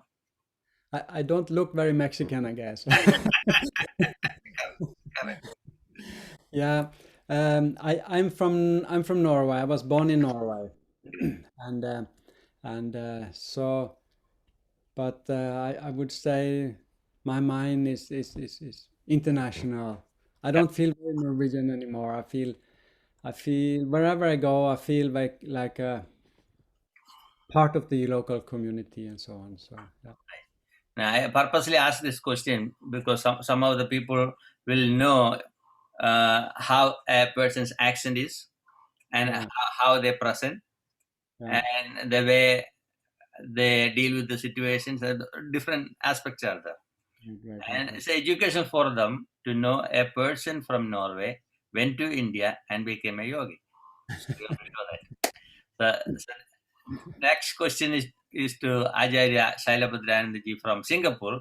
I think our time difference will be different, right? There and here, and New York and India all are different. Please unmute yourself. Same question. Why did you join in the organization? What changes you want to see in the world? I think Dada Namaskar, Acharya Satyamitra Nanji, I don't think I could have explained it better about myself. It's so similar. You know, when I was a certain time in my life, an existential crisis surfaced, and I felt I had to find the purpose of life itself. And that was when I began my search. And, I did read certain authors and some literature and some books, and they were really nice. But something like Satyamitra Nanji said, I just intuitively knew that Ananda Marga is really what I am looking for. Everything that I had read about it, and the more I read, the more convinced I became, because of the practicality, the simplicity, the depth, the universality of the teachings, both on an individual and a collective level. I had no other choice. I think when you know something, you can't hide from it anymore. And it wasn't that I was running away. I was just totally consumed by everything which I was reading. And I felt this is worth giving my life to. And so that's how I came to where I am 47 years ago until now. And yeah, like Dadaji, I think like most of the acharyas of Ananda Marga and the members, we would like to materialize the vast breadth of the vision that Anandamurti had for planet Earth. Actually, planet Earth he used to refer to as a tiny planet of ours. So his vision was even way beyond this tiny planet of ours. But having said that, we are here in this body on this planet, and we have a duty to, to implement, that vision, which will go beyond our physical lifetime for sure, because it's so vast and broad and progressive. So I only pray that I become as much of a medium and as an ideal role model for that, because the change will, as we all know, the change starts with each of us. So more that I can become an example of what I want the world to be, the more my actions and my words will be in line with what I think, and that makes the biggest impact. So yeah, this is my vision for the future. Where is your native place? Excuse me? Where is your native place? Where are you born? I'm born in the United States, and I'm a naturalized Canadian citizen. I'm assigned to Singapore. I haven't reached there yet because of coronavirus, but one of these days, I guess I will be assuming my role there in Singapore. Great. So see you very soon in New York. So I'll invite Didi Ranjana ji. This is one of the question why you join, where you're from, and I know you are involved with the long time yoga practices, and you like the healthy way of lifestyle. So just explain that part too. Thank you. So I born in Italy, and I became a holistic doctor. So I practiced holistic medicine for some years before becoming a nun. I was very happy in Italy because I was working in a holistic center, a huge one, in the north of Italy, and I had a wonderful relation with my patient and with staff there, with everybody. It was I was very happy. But at certain points, I start to feel, yes, I am here, but I would like to do something for suffering humanity. I said myself, I felt this call inside. And so I said to myself, the next time something nearby will happen in Europe or wherever, I will go there to do some service. In fact, it happened that time Ceausescu died, and Romania was collapsing completely. Communism collapsed, and my organization started to go there to do some work, and I joined. So from there, I was there for 1 year. We did some wonderful work. I was very happy. And then I decided to become a nun. So I'm in Ananda Marga for the last 41 years, and I can say I'm not anymore that person who started. Consciousness, God, as we want to call it, changed me completely, transformed me in a different being. And I'm immensely grateful to be alive in this planet, in this time of big change. It's a time of change. We are passing from a society based on ego, materialism, and competition to a society based on consciousness, love, and cooperation, that we are a universal family. So as I saw in myself how the tool of yoga meditation could bring this huge change. So I love very much to help others to do the same, to make big, huge changes in their life, because I feel the change comes from within first. Change comes from within, and then, so for a better society, to have a really healthy, wonderful society based on universal love, first we need to change something inside, more than something inside of ourselves. So for me, that is the beginning of the change we want to see outside. Another thing is, be the change we want to see. So take responsibility and be part of it. Unite with the other that want to do the same kind of work. So, yeah.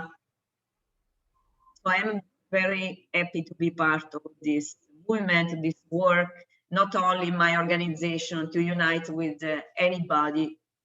My master always said, moralists of the world unite. So to network with everybody else that want to do some good. And connecting with something was taught before. So even if I am born in Italy, sometimes the people say, you miss Italy? I say, no. At a certain point, when as an acharya, you are in so many different countries, in contact with so many different people, different culture, so different languages, in the end, you become a citizen of this world. More than that, I feel a citizen of this universe. So if one day I will meet somebody from another planet, I will be happy to meet it. So this is what I feel. And so I think that I answer to all your questions. Yes, you have good spirit. Thank you. We will have more questions. I'm going to ask Didi Ananda Ashira to put the music.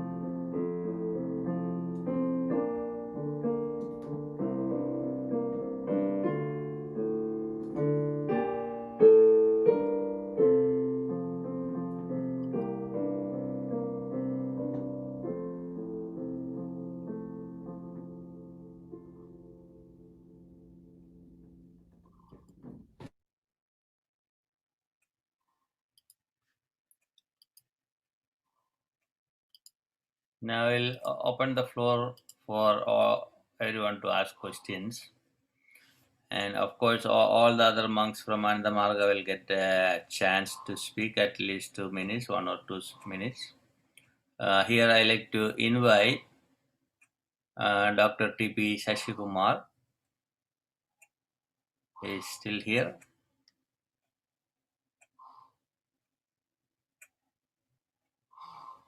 I think he left. In that case, I'll ask Gabriel to ask a question.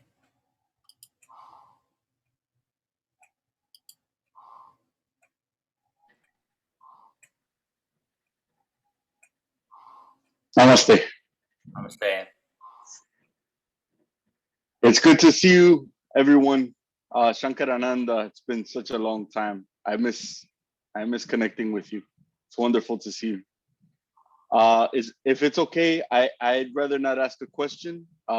Just comment if I can. Yes. Okay. First, I want to mention the most beautiful thing that rang just now was Didi's quote of the Guru, which was "Moralists of the world unite." When you said that, that resonated very much.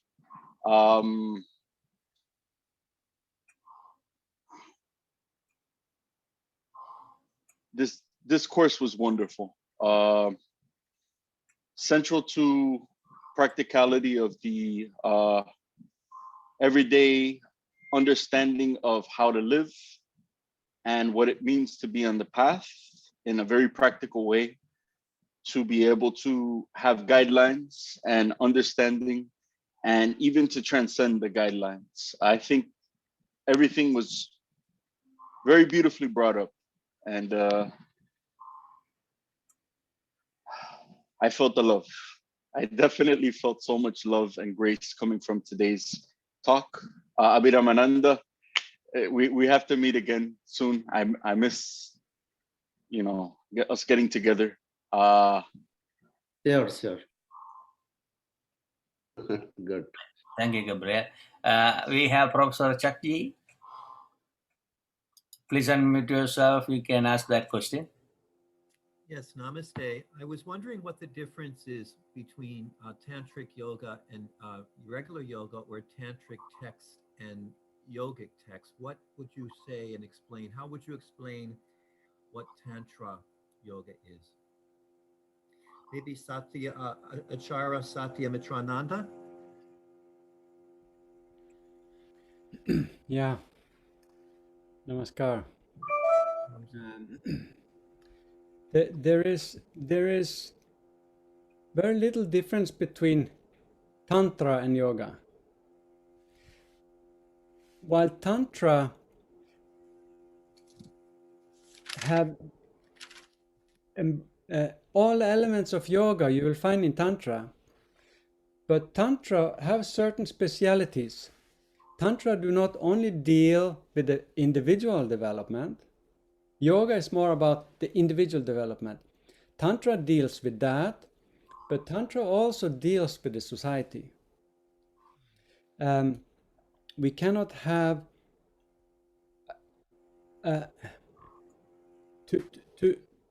to move towards yoga, to move towards the supreme consciousness. We need to have a balanced society. If we are always engaged in mending the society, in fixing the society, there's hardly any time left to do any spiritual practices. So, and people are suffering all over the world. So Tantra deals with that. That's the speciality of Tantra. Tantra take care of the needs of all, while yoga take more care of the needs of the individual. So I would say Tantra has an older tradition than yoga, and I can see many of the aspects, if not all the aspects in yoga, we will also find them in Tantra, in the system of Tantra too. Tantra is of course a widely misunderstood practice. I don't think we should go into that now, but basically the word Tantra means to expand. Take the mind and expand it. So an expanded mind becomes naturally a spiritual mind. A contracted mind becomes very selfish, self-centered. An expanded mind becomes conscious about others' welfare and think more about the welfare of others. So Tantra is an excellent practice for creating that necessary balanced society we need to have a proper place to live, to have a proper humanity, a balanced humanity. So I don't know if they clarified it or it made Yes, thank you. not many more questions, but yeah. If any other speaker want to answer to that question, you are welcome.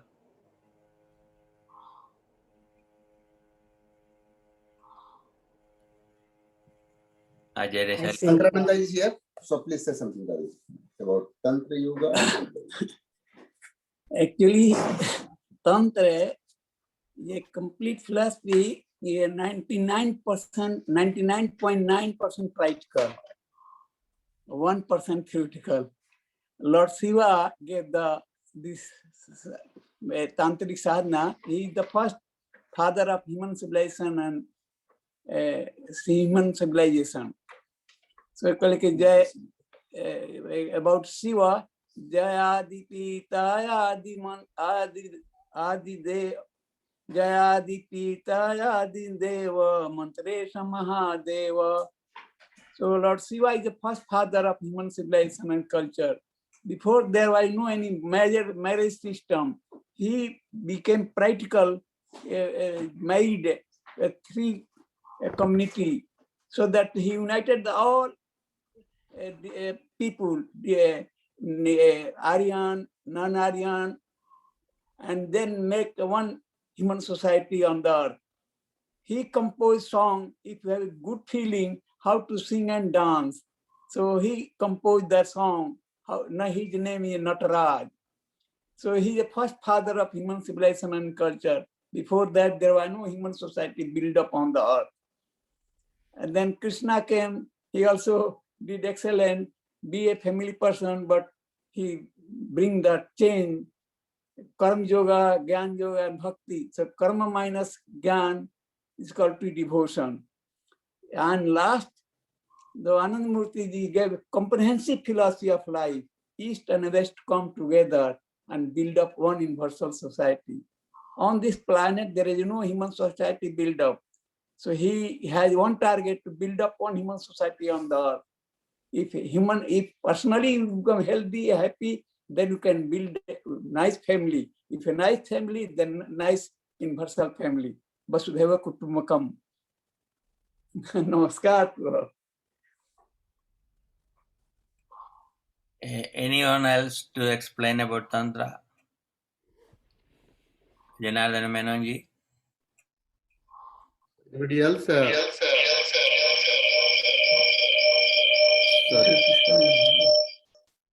Ishwar Krishnananda is here. If you can, Dada. Janardana Menonji. Just Okay.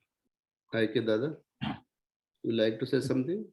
No, go on, Swami. Go on, Swami. Go on. I'll. Yeah. Menonji.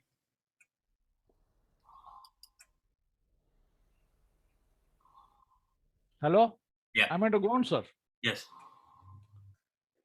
Sir, with regard to the Tantra and what I say, what I thought about it, and what I saw here.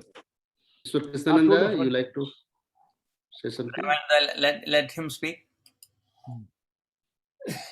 In that case, when I see these people around here, I am reminded of the Telugu aphorism given by a great soul. He said, Yendaro Mahanabhavadu Andrikam Namaskaram. That is, whoever is a person, a great soul around here, there will be many great souls I find here, and I salute them all. And with regard to the saying Acharya Shilavananda Swami said about the mantra given by the Guru has vibrations specific to individuals. and the mantra has to be given to the individual, and the mantra has certain powers. That powers of the are given to the individuals, and at the same time, Didi Ananda Ranjanaji has told about unconditional acceptance of what is given. I don't know if it is meant for the Tantra's explanation. I don't know what it is. But her experience that when she had that kind of a hard of hearing and she got it cured by herself through bhakti, that is something different. But everywhere I'm afraid, Swamiji, that there are, you all know that people are different. Everyone is different from another because of his karmic acquired gunas. And the gunas are being set right, not by individual, not by his own practice, but by the guru who's able to unearth what is the problem in the individual soul, where is a stumbling block and how to remove it. And he gives a mantra, and that mantra is supposed to be having that renaissance, it reverberates, and the vibrations for the specific individual cures it, and thereby he is trying to cure the universal problems. And we say about with regard to Didi, we are talking about her experiences seen here in Kerala, in Malayalam, and a saint called Narayana Prandal.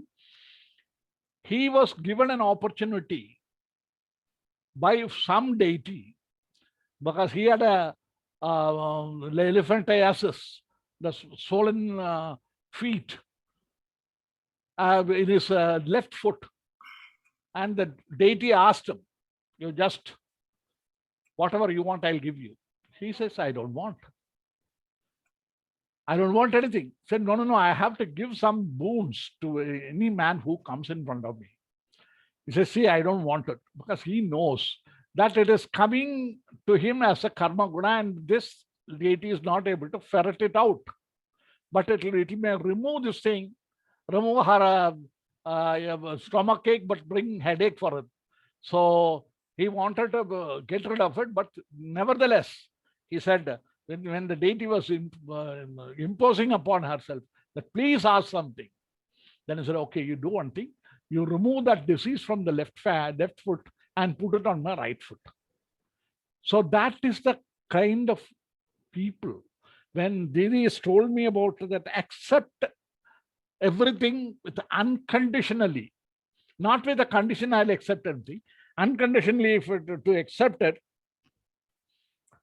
and then only the things get corrected. This unconditional acceptance to the problem he has. Perhaps Jesus had it on the cross. He had it.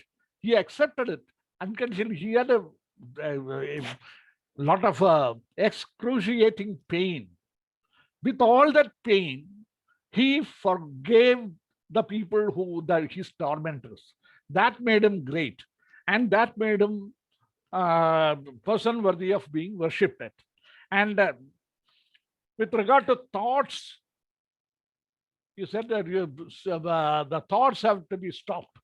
That thoughts, so Aurobindo is saying that he is making people to sit down, meditate, and tell them meditate constantly. And he says the thoughts you will find are coming from outside to you. And when you see the thoughts, take them and throw them away. Very simple thing. Only the gurus of this kind can set it right, and you are right to worship your guru, the person who you have all respect and regards for them. I salute your intentions and your fixation of your ideas. And I'm asking you a question. Is it not true that only a guru having the renaissances, who knows the problems of your soul, he can only give you some kind of a deliverance? Can you please explain, Swamiji, any of you?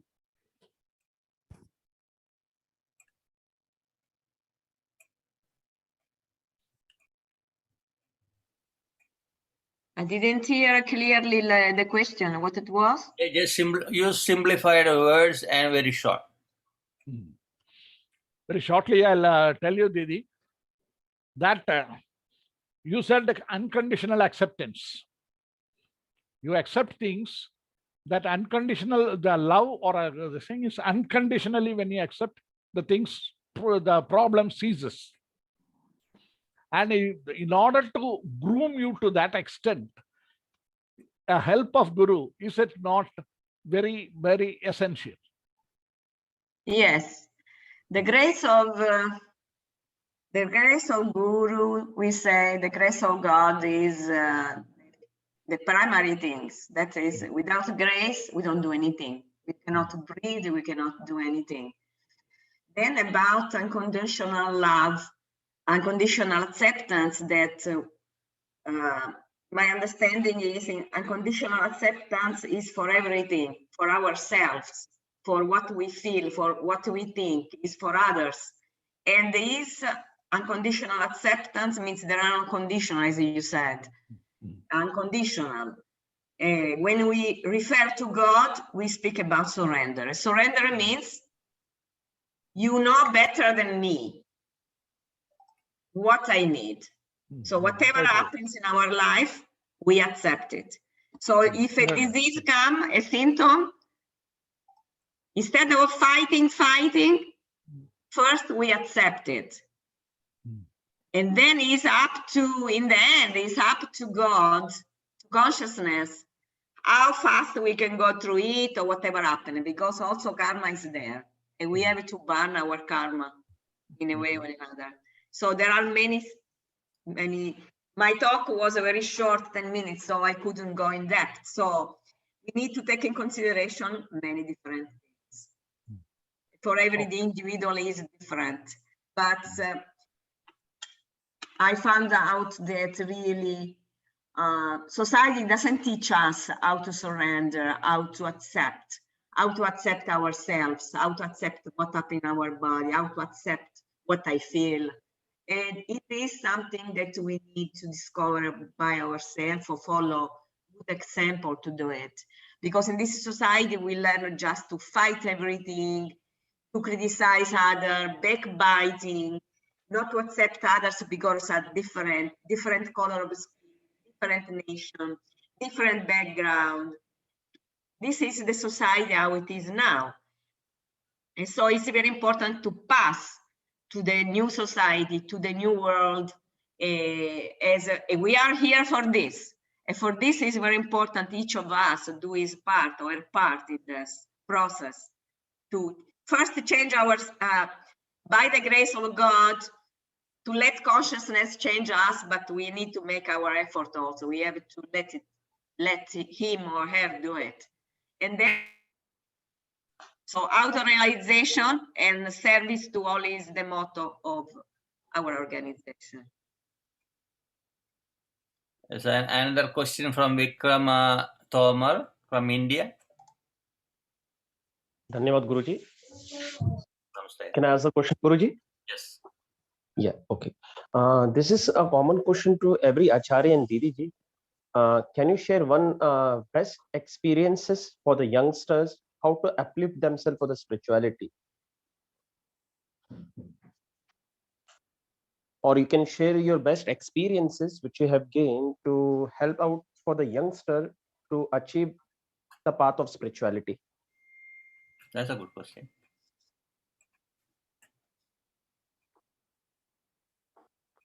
This is for the all acharyas and didis. One best experiences you can share. Acharyas. Yeah. Right.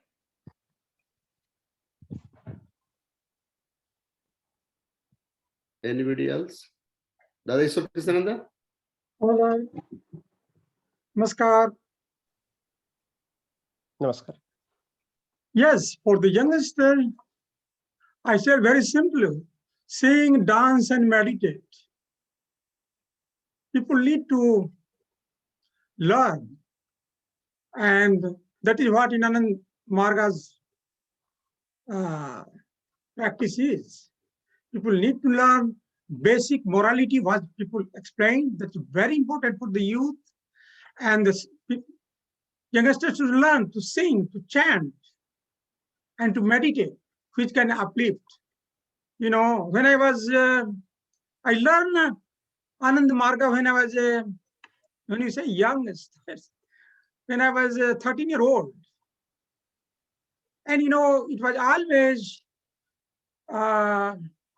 you know, I was from the family who had built the temple, and a lot of sadhus, monks came to my house when you asked me to experience.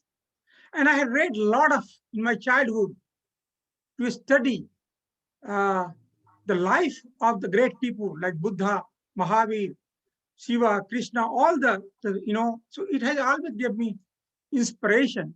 So actually the youngsters should learn and should study the life of the great people.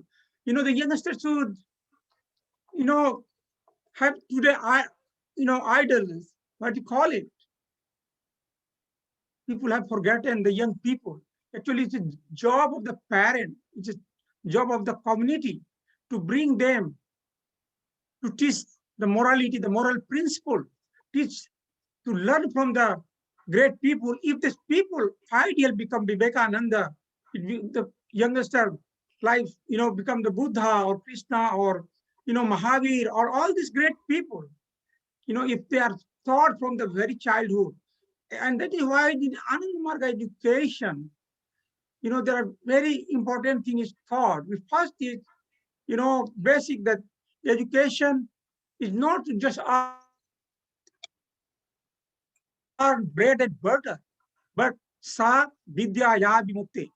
Education is for liberation in all sphere, complete liberation from physical, intellectual, and spiritual bondages. That's what it is. Today, our education system has become to just, you know, earn bread and butter. So that is a problem here. And parents have forgot their job to do that. So it is the job of the parent, the job of the communities, and job of the society, or the leaders, you know, to make a better world. And only things, if we can change the world, if we can change the, you know, youth or the youngster, even the childhood, even the basic things, we teach basic meditation in all school in India. From the, I was basically teacher. I was teaching children in school in India. I had 500 kids in the city of Bhopal. So I was a teacher. So if we can mold from the very beginning, if we have education based on the morality and spirituality, we can change the whole things. Good, Dada. So I like. Namaskar, I can say something if I. Oh, Dada, you want to say something, Dada? Let Didi Anandachira said something about Okay. this. Yeah, Didi. You can say. Can Namaskar. say? So Achira, Didi Achira. All right. Okay. Namaskar. I will just say very short. You know, for the youngster, some people, they are thinking that spirituality, meditation, or spiritual practice, wait until I grow old. But I think that kind of thought is no longer should be exist in this moment. Nowadays, we have to start right now. We never know how long we're going to live in this world. We never know what is going to happen to me tomorrow, you know. So utilize the time as best as you can, and start do the practice, start do a good thing, start help people, and start to do something good for the humanity. When we think about other people, benefit for other people is also helping ourselves also.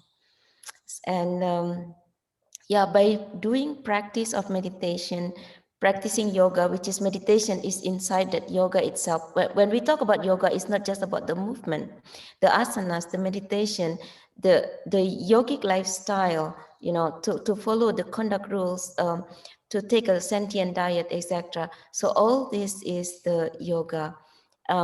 When we start to practice the spirituality since very early, that it leads ourselves into the right path, lead ourselves into the good way. and it will benefit it for ourselves and for the society itself. Thank you. Namaskar. Anu Dhyananda, unmute yourself. Namaskar, Anudhyanda or Parinvan. So I got. You say Parinirvananand or Anudhyananand? Anudhyananda. Anundyananda, go ahead, please. Then after Parinanda. No, I also want to say that when we are young, we have more energy. Anything what we need to do, we need some energy. So for spiritual practice also, we need to start as early as possible. If not, like in old age, mind becomes so much attached with the so many things, worldly things. And once you practice meditation, you can't focus more on those things because your mind is more attached with the so many worldly things. So your mind will go back to them. So that's why since starting in early age, when we have that technique, how to control the mind, how to channelize the minds towards the spiritual side, so then we can see the more spiritual progress, and also we can see the other benefits also. Like sometimes people get afraid, like when we practice from the childhood, this is spiritual or all these things, so people will be detached from the worldly thing. But what we understand and what we practice in Anand Marga, we don't say that practicing spiritual is like detaching from the world. We are adjusting from this whole worldly things. That's why Anand Marga goal is subjective approach. Our approach goal is to achieve Paramapurusa, to realize spiritual thing. And also we have to adjust with the objective world. So that's why what I want to say, it is wise to practice from the childhood, from the early age, all these things. Namaskar. I want to mention spotlighting 6 people, that is Didi and Acharya Anudhananda, Acharya Ishara Krishnananda, and Acharya Pranimananda, and Acharya Amrita Sharadananda. So please do not close your video because we are recording. So next question is to even Acharya Prani Parinirvananda. Parinirvananda. Okay, namaskar to everybody. My name is Acharya Parinirvananda Dut. I live in Canada. So, it's Dadaji, they have already given for future for the young generation, right? So I say, there is intellectual advancement among the young generation today. It's become very common nowadays. Concentration of mind, willpower, memory power, all sorts of states has to be under control. That is through the constant practice of the yoga, meditation, so on. We have all over the world. We are teaching this from the childhood. So next, what next is what education Dada Ishwar Krishnananda mentioned. Ya vidya sa vimukte means which liberates you. No matter how much educated, how much intellectual capacity, that has limitation. It is not permanent, but something is beyond that. That subjective knowledge, which is important. We have to uplift their physical psychic world, but that has limitation. But we have to convert. We have to transform it to a spiritual world. That is where our whole as a humanity, as a collective life is there. But we all have duties to do that. Encourage our children, philosophy of the Savidya Ya Vimukte, and move forward. That is what I can say. Even I become more like 17 years young boy, but before 8-9 years age, I learned meditation. But I found myself, I grew up in village, like rustic area, and people used to sing in very remote area that कामा से oil हंसा कामा में smile कामा में घर बना लो रामा कामा में लिपटाल then is a निर्गुण से oil निर्गुण से आयल हंसा सगुन में समायल काया में घर बना लो रामा माया में लिपटाल. This says a lot, and we should encourage, we should educate our children towards that will give us pinnacle, highest of the life. That's all I can say. Thank you. Acharya Amrita Sharadananda.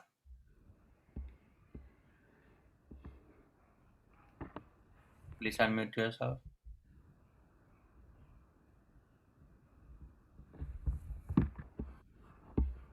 Unmute yourself. Amrit Aksharananji, just unmute yourself, please.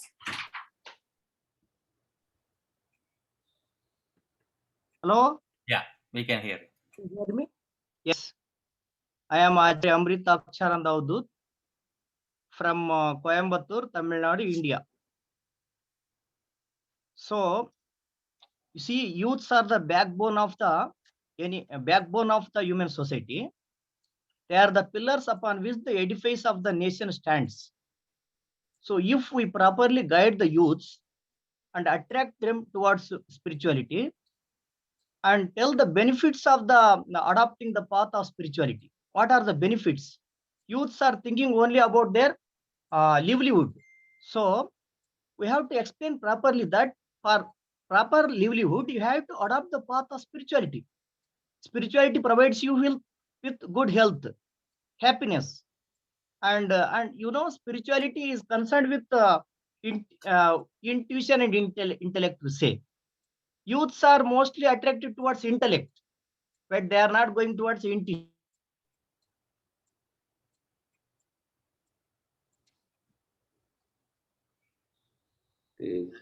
Net is bad, I think.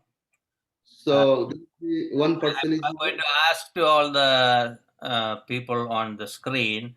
I like to know which country you are from, or if you are coming from India, which state are you from?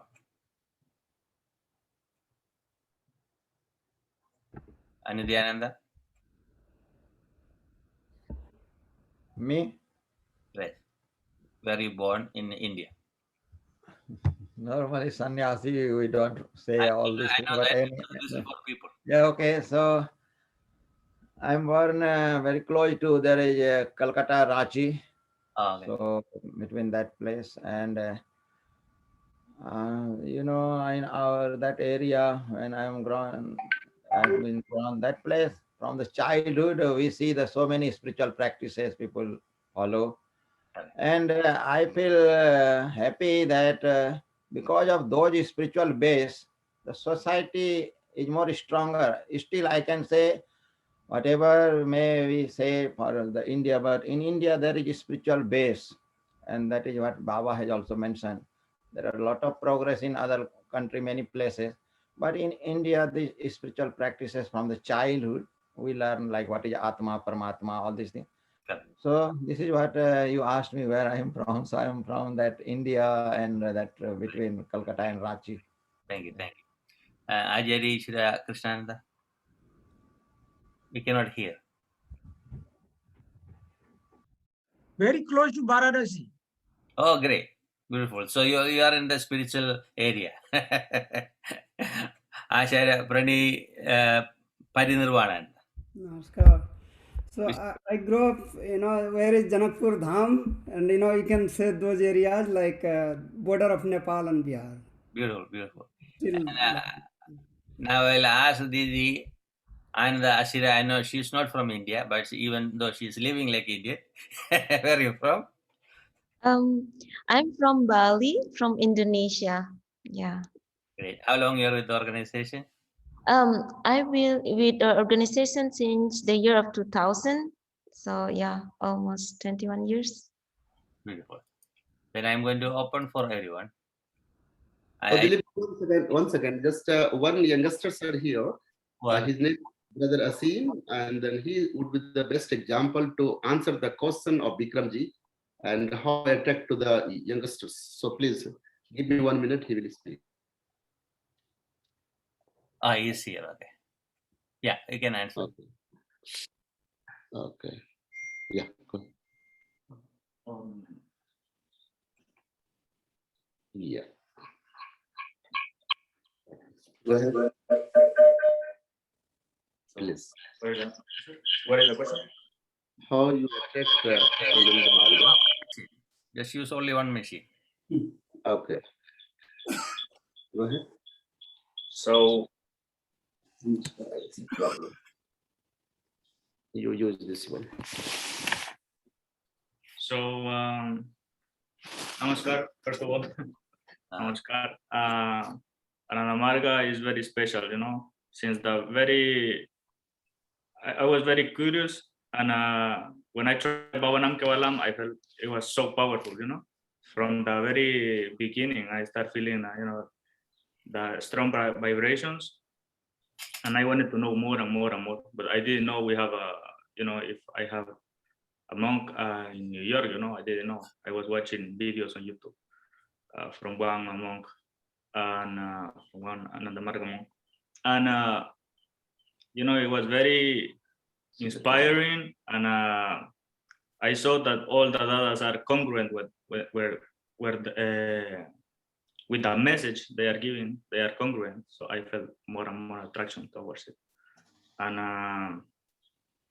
and the vibration, and when I got initiation, it was very special for me, and it, all my expectations were, satisfied, and I really love it, and I feel like I belong here, like in a Myanmar. So thank you so much, Namaskar. Thank you. Thank you so much, Asim. I see. Okay, Dileepji, carry on. Dr. Professor MNC Bose. Hello. Dileepji. Hello. Hello. Yeah, we can hear you. Oh, sorry. See, it was saying that while practicing pranayama, a wrong method of practicing pranayama may cause serious injuries in abdomen, and heart problem will be there. It was said like that. Actually, I wanted to know that what are the things we have to keep in mind while practicing pranayama. We are restrictions and the cautious. Maybe say something about that. Yeah, namaskar. It's a vast topic, so I'll try to say it with few words, but like I mentioned, the pranayama is to take control over the so-called prana. There are 10 pranas in the body, and each prana controls a certain body function. One prana controls the vocal cord, one controls the function of the heart, one controls the digestion, the secretion of urine and stool. So if one do pranayama and it is not done according to proper system, then one may affect the prana that controls the heart, that makes sure the heart beat properly. Then one may affect that prana so that the heart is not beating as it should anymore. So pranayama should be done in a very systematic way, and it should be learned from an acharya that knows how it should be done, because pranayama is also like the mantra. Pranayama may also differ from person to person. For example, where do one concentrate the mind? In the morning, where is the mind concentrated in the noon or in the night? Varies from person to person according to health. For example, there's certain health issue, the mind should be, during pranayama, the mind should be fixed in a certain point or in a certain area or in a certain chakra. So there's a very vast science behind pranayama, which is not so much known. One issue I'd like to address here is that today, often pranayama is taught by yoga teachers in a yoga studio. To become a yoga teacher today, you go through a 2 weeks or a 3 weeks crash course. And I know that very few yoga teachers know what they're doing. I'm sorry to be so blunt and so direct, but this is important to address because it's a powerful system. So science on this planet which gives a 3 weeks crash course, 2-week crash course, and give a certificate, a diploma, and authorize you to go out and teach. It's impossible to learn much in 3 weeks or in 2 weeks. So today pranayama is very much taught by person who do not have the proper training in this system. So I wish that for the future it can be more understanding about it, and there can be more persons that can learn the proper system of pranayama so that it is not done in any harmful way. That's a beautiful answer. Most of the training programs are under 200 hours. Yeah. I interviewed so many yoga teachers for different people's studios and training programs. Majority of the people took yoga training programs. They cannot answer most of the questions. That's why we kept 12 hours program. Not only learning philosophy, they have to learn the lifestyle and the service. If they don't have the lifestyle and the service, I'll say it's a waste product. We need productive people for the world. If they have a real practice in their life, they don't have to be a monk. They don't have to be a family oriented. Doesn't matter what is it. They should be a yogi more than anything else. Right. Anyone else to answer that question?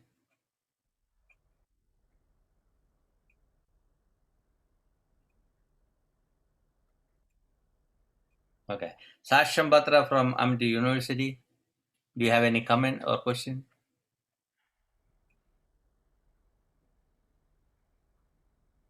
Yeah, I mean, I would have one question. Yes. Let me just adjust my lighting so you can see me. We've just spoken about how you cannot learn, for example, we talked about pranayama, how we cannot learn pranayama in 2 or 3 weeks. So if someone wants to teach, how long should they receive training for?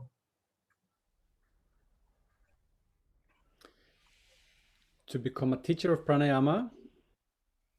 Yeah. For pranayama or a teacher? A yoga teacher. I mean, yoga for fitness, let's take, for example.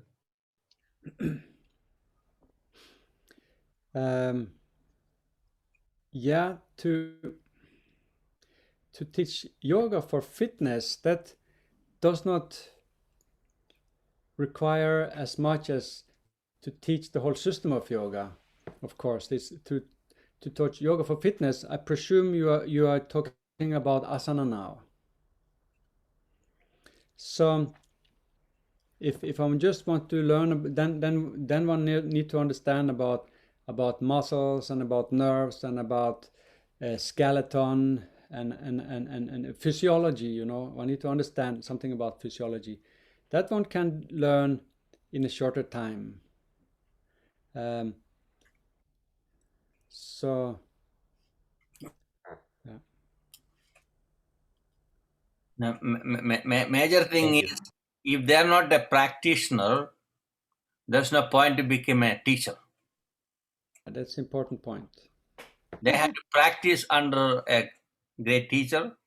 It can be a traditional guru or any other expert, and learn it, practice, and get the mastery over it. Then go for the training programs and become a teacher. Then you learn more. If you don't know something, you get a certificate. It don't make any sense. It's like you get a certificate course online for a swimming. How it will happen? You jump into the water, you get the result. So there's no drama with the yoga practice, especially teaching.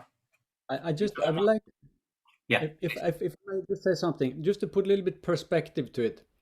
If you want to become a physiotherapist, it's a 6-year study. Minimum 4 years. So just to that says something. what can we learn in 2 weeks, 3 weeks? It's hardly anything. So I want to say it's of course individual how much we learn, but just last point I want to say again, let us not limit the system of yoga to asana practice. Let's keep in mind the 8 limbs, all the different elements. Yoga is bhakti, is devotion, it's knowledge, it's action, it's service. There's so many important aspects to the system of yoga that we always have to bear in mind. That's why we have the Gurukula system in India. So all the children will start from their young age. They see things living with that neighborhood or a family or a community. So they don't need that much special practice because they're growing with it, right? That's a beautiful. When you go to a college or a school having 3-year course, you may get a certificate and certain practices that end up doing any other job, you know. If you want to be a real practitioner, you have to be live every day, live in life, yogic life. Anyone else like to answer? One thing I like to add here, Dileepji, about the teacher is concerned. Teacher, Sakchamji, it is very important to understand about the teacher. Teacher is the social preceptor. Not only the teacher of the yoga, teacher of the meditation. Certainly, teacher has a quality who has sacrificed nature and leadership qualities. Therefore, you should enhance and research in that level. In order to, you should be disciplined and make them disciplined all over the world. Not pranayama. Pranayama is the one faculty of understanding of yoga. Therefore, we should go in detail in philosophy, research, and understanding, and come into the reality. Then your research will be individuals. Then you will be more confident to teach, oh, this is the pranayama. So more than hundreds and hundreds years, or 50 year, 30 year, 40 year, all yogis they have been practicing. Still, they are not understanding. Pranayama is the prana. That will be philosophy talking later on. But concept of the teacher in Ananda Marga, at least more than 1 year, more than 2 year, 3 year, trainer are assigned different training center for yogis. So similarly, I am requesting like Satyamitrananda brought in of the knowledge, not only 5 days or 10 days or 200 hours or 300 hours, but there should be a discipline. I am counting on the yama and niyama. Discipline is the most important factor. Then you become a teacher. Teacher is the social preceptor. His one action is counting each and every moment. Therefore, we should be count on them, and we should be prove our efficiency in understanding. So this much I can say. Rest of the things we'll discuss later on too. You are more than welcome to understand more teachers training and yoga training. And Dileepji has trained numbers of the teachers too. So I think we'll discuss later. Thank you. So then another thing is, so some people born with it, like Shankaracharya or Jesus or Buddha. Buddha had a different path, but Shankaracharya and Jesus, they're born with it, you know. So we cannot say this is the way, this is the way. There's a evolution is there, and situation is there, adaptive nature is there. The all wholeness. That's why they say Ashtanga Yoga is whole types of practices, steps, different steps. And it's not limited. It's still going on in the another state. You know, the lifelong practice. Anyone else? Okay. Seems like we can wind up the program. I'll invite Acharya Abhinananda for a closing remark.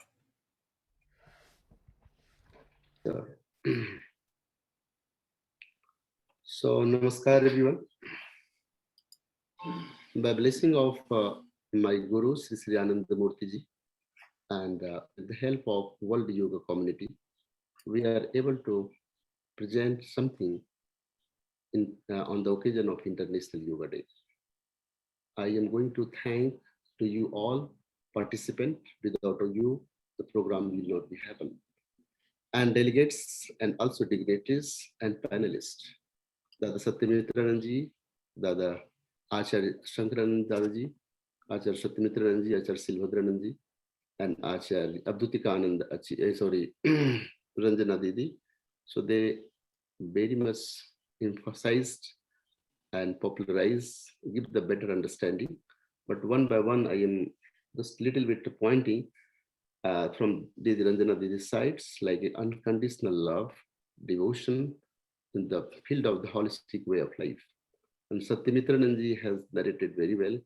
And pranayama is emphasis in the pranayama and the focus and stress on that. That is well knowledge, understanding, but at the same time, we'll describe later on in future. But at the same time, Dada Silvadrananda has spoken very well in order to like a meditation in spirituality and also devotion. So that was outstanding. And also Shankarananda has his experience about understanding of yoga and yama and various parts. So Dada has a good experience in that. So all panelists justified their understanding of Yoga International Day and their subject. But at the same time, one thing, the questions has come from the Tantra side, and the one question come from the young, how young will be inspired. So Tantra is nothing but the liberation from lethargy and dullness. But Tantra is love to the Supreme, Vidya Tantra and Avidya Tantra. It means we have to be positive always that Tantra has divine and expand the knowledge and understanding of the devotion, which we can do anything and everything, not for the self, for the not only humanity, the entire universe. So Tantra in Ananda Marga, Lord Shiva and Lord Krishna's and Lord Sri Sri Anandamurti base, he has explained such a way in order to understand the Tantra. Not Tantra means expansion of our mind. It might be 0 degree, 30 degree, 50 degree, 360 degree. Once you expand in your mind as much as positive, negative, and neutral, then you feel this is the Vasudeva Kutumba. This is my Harme Pita Gauri Mata Swadeshi Bhantryam. The whole universe is our homeland, and Parma Purusha is my father, Parma Prakriti is my mother. So expansion, this is Tantra, is not just a word which people are misuse and mislead and misunderstand. Tantra is complete science of understanding of love, devotion, and reaching to the supreme consciousness. You feel the addition of love.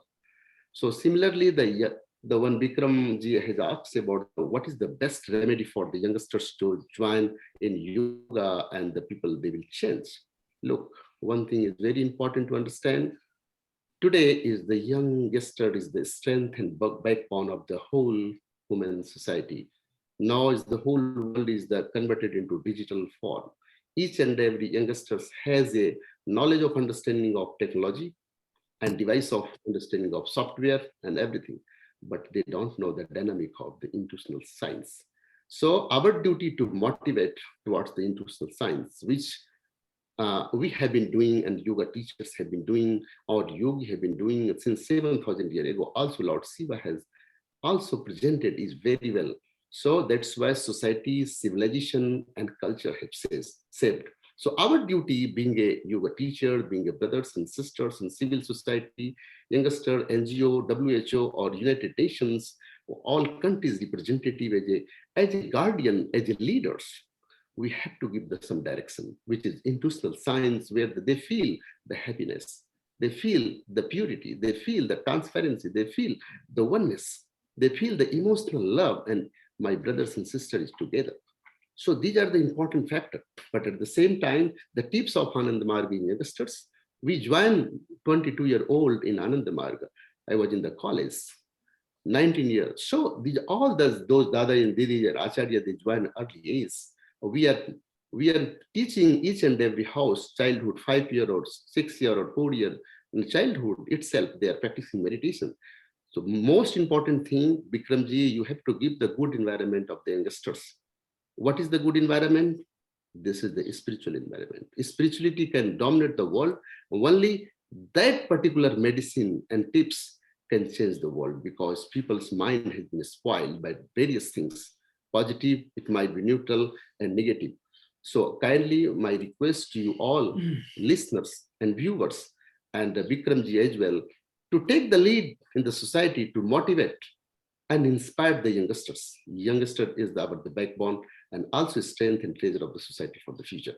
So nothing more to say. And lastly, questions came from other side. I think last questions about the pranayam, certainly we have been discussing, but guru part is there, what one Janardhanji was asking. So renunciate and the guru is the most important factor. Guru is not a wearing the dress and increase the beard and mustache. Guru has a quality of various part in Tantra. So guru means who is dispel the darkness of the physical and mental and spiritual. Brahmeva Guru Kanapra. Brahma can be only one Guru, none can be else. In Tantra, Siva Satyatmakam Brahma, the unification of Shiva and Sakti, that is called Brahma. What is Shiva? The nucleus of each and every living structure. And what is Prakriti? That is the whole structure of the whole universe. That each and every flora and fauna and electron and neutron, the particles they are associated with the Brahma, means whole cosmological consciousness is present and presence there. So Guru means entire cosmological witnessed entity who is witnessing each and every moment, what you have been doing, what you are doing. So we are disposal and dispel for the everything by the His grace, means cosmic consciousness. So in order to understand the whole yoga psychology, cosmic psychology, or yogic psychology, or you could say spiritual psychology, it is important to understand first, accept first, understand first, then you do in the reality, in the practical form. One day you do something, your perspective and also your understanding will be better than others, because each and every individual has their own realization, experience, and acceptance. You cannot challenge of anybody what I have been saying. Once you do more spiritual practice in the mental laboratory each and every day and night, then you feel, then grace will come, then feel the progeny of love and affection towards the cosmic consciousness. So Har mein Pita Gauri Mata Swadesi Bhuvantriyam, but at the same time, we should flow the love of devotion. That is the main aim of the yoga practitioners. Otherwise, only physical exercise is not a matter. Matter is the spiritual exercise. So we should give the knowledge of intellectual to satisfy the hunger of the intellectual being, like a philosophical knowledge, and as well as the spiritual knowledge, then do in the practice. They all will do the in practice. And also Tantra is, Dada said, Acharya Sankarananji, 90% the practice. So everybody, I am requesting you all, please propagate the philosophy of yoga and meditation, and everybody to propagate in order to do something positive, and the whole human biology becomes healthy and happy. And also I am going to give the thanks to World Yoga Community. He has been doing such a wonderful job each and every day and night to connecting to the whole world, whole NGOs and United Nations and delegates and everywhere in India as well as different organizations. So thank you so much, Dileepji, for your having such a wonderful cooperation to Ananda Marga. And I am very much committed for do the work with you in the future. And also I like to thanks to United Nations and WHO and in India, who is taking the initiative for the International Yoga Day.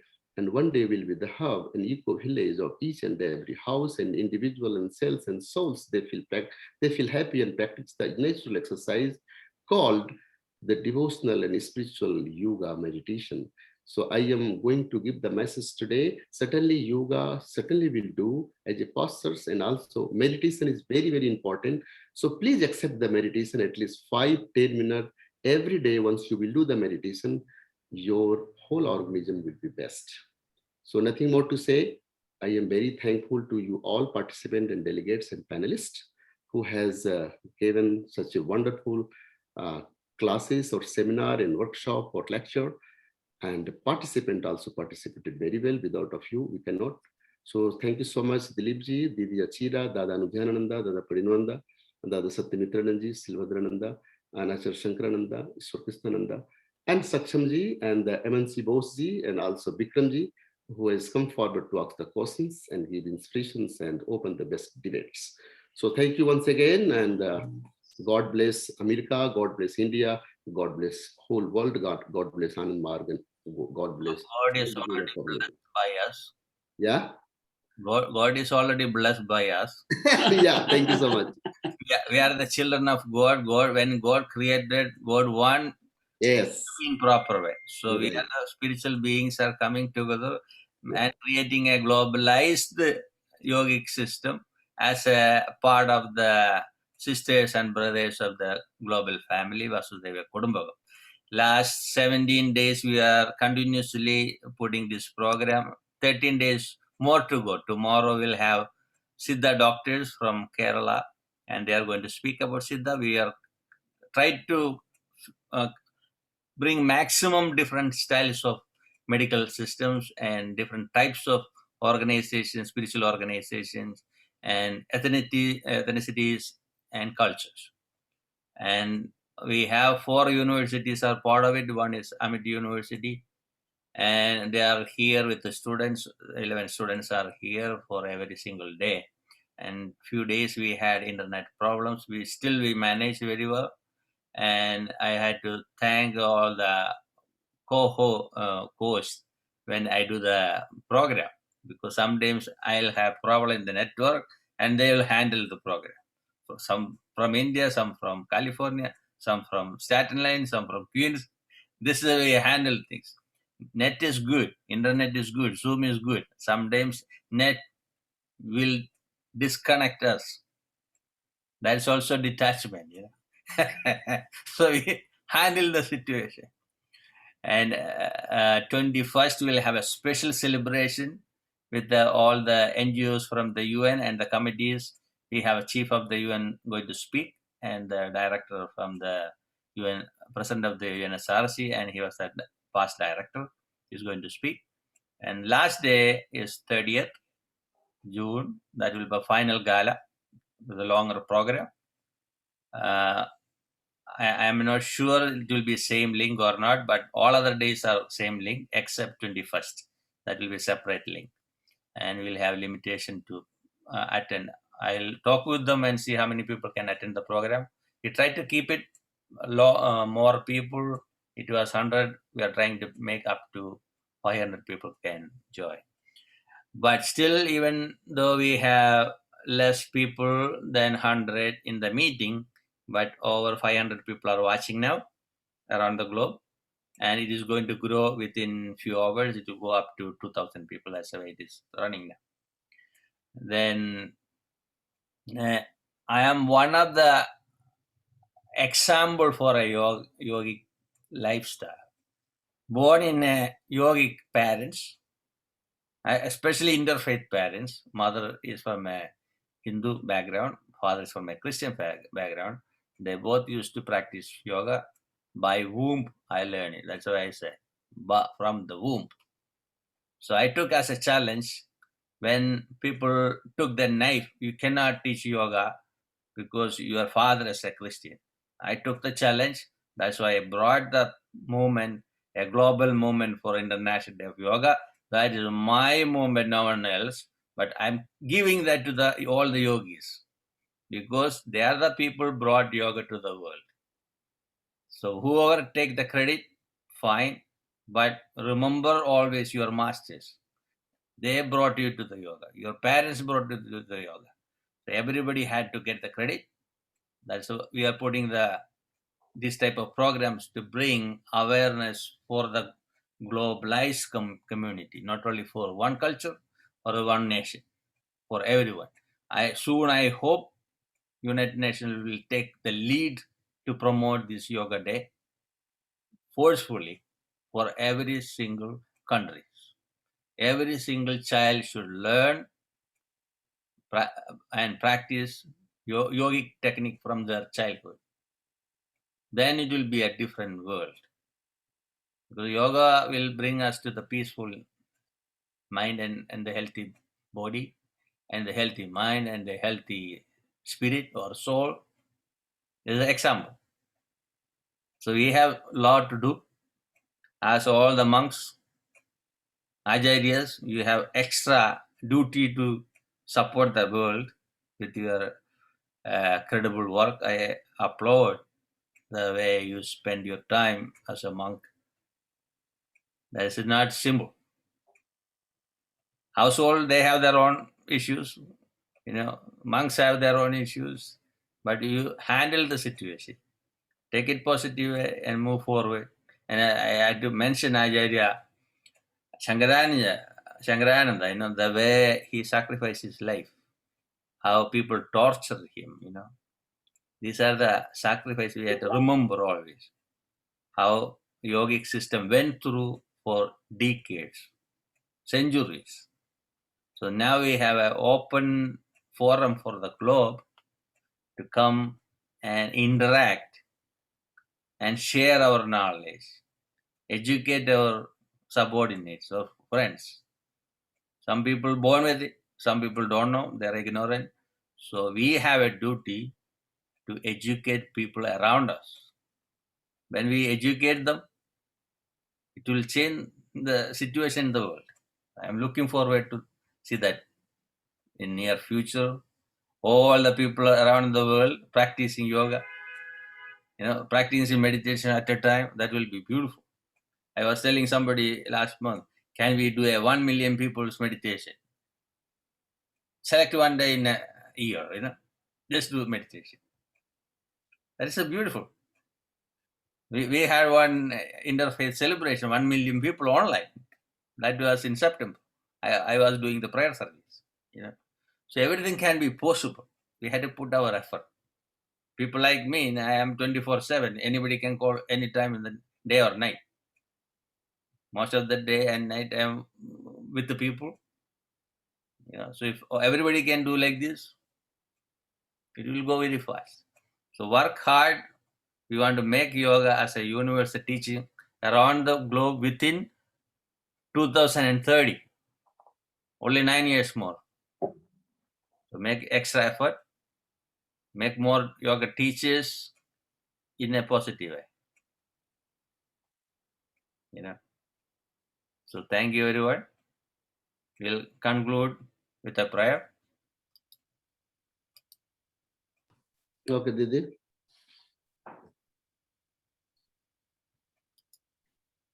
Om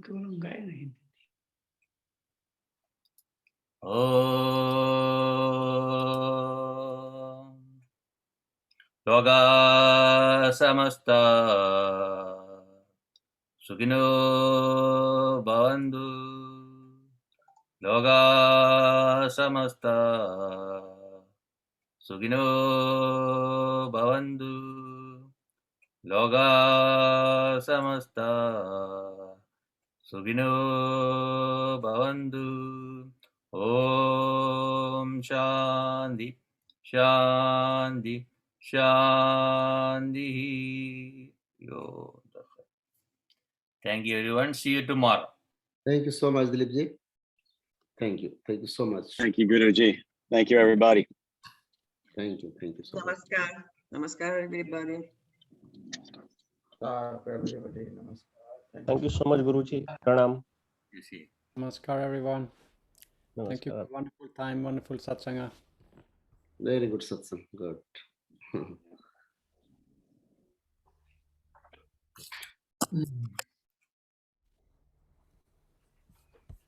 Anjali here.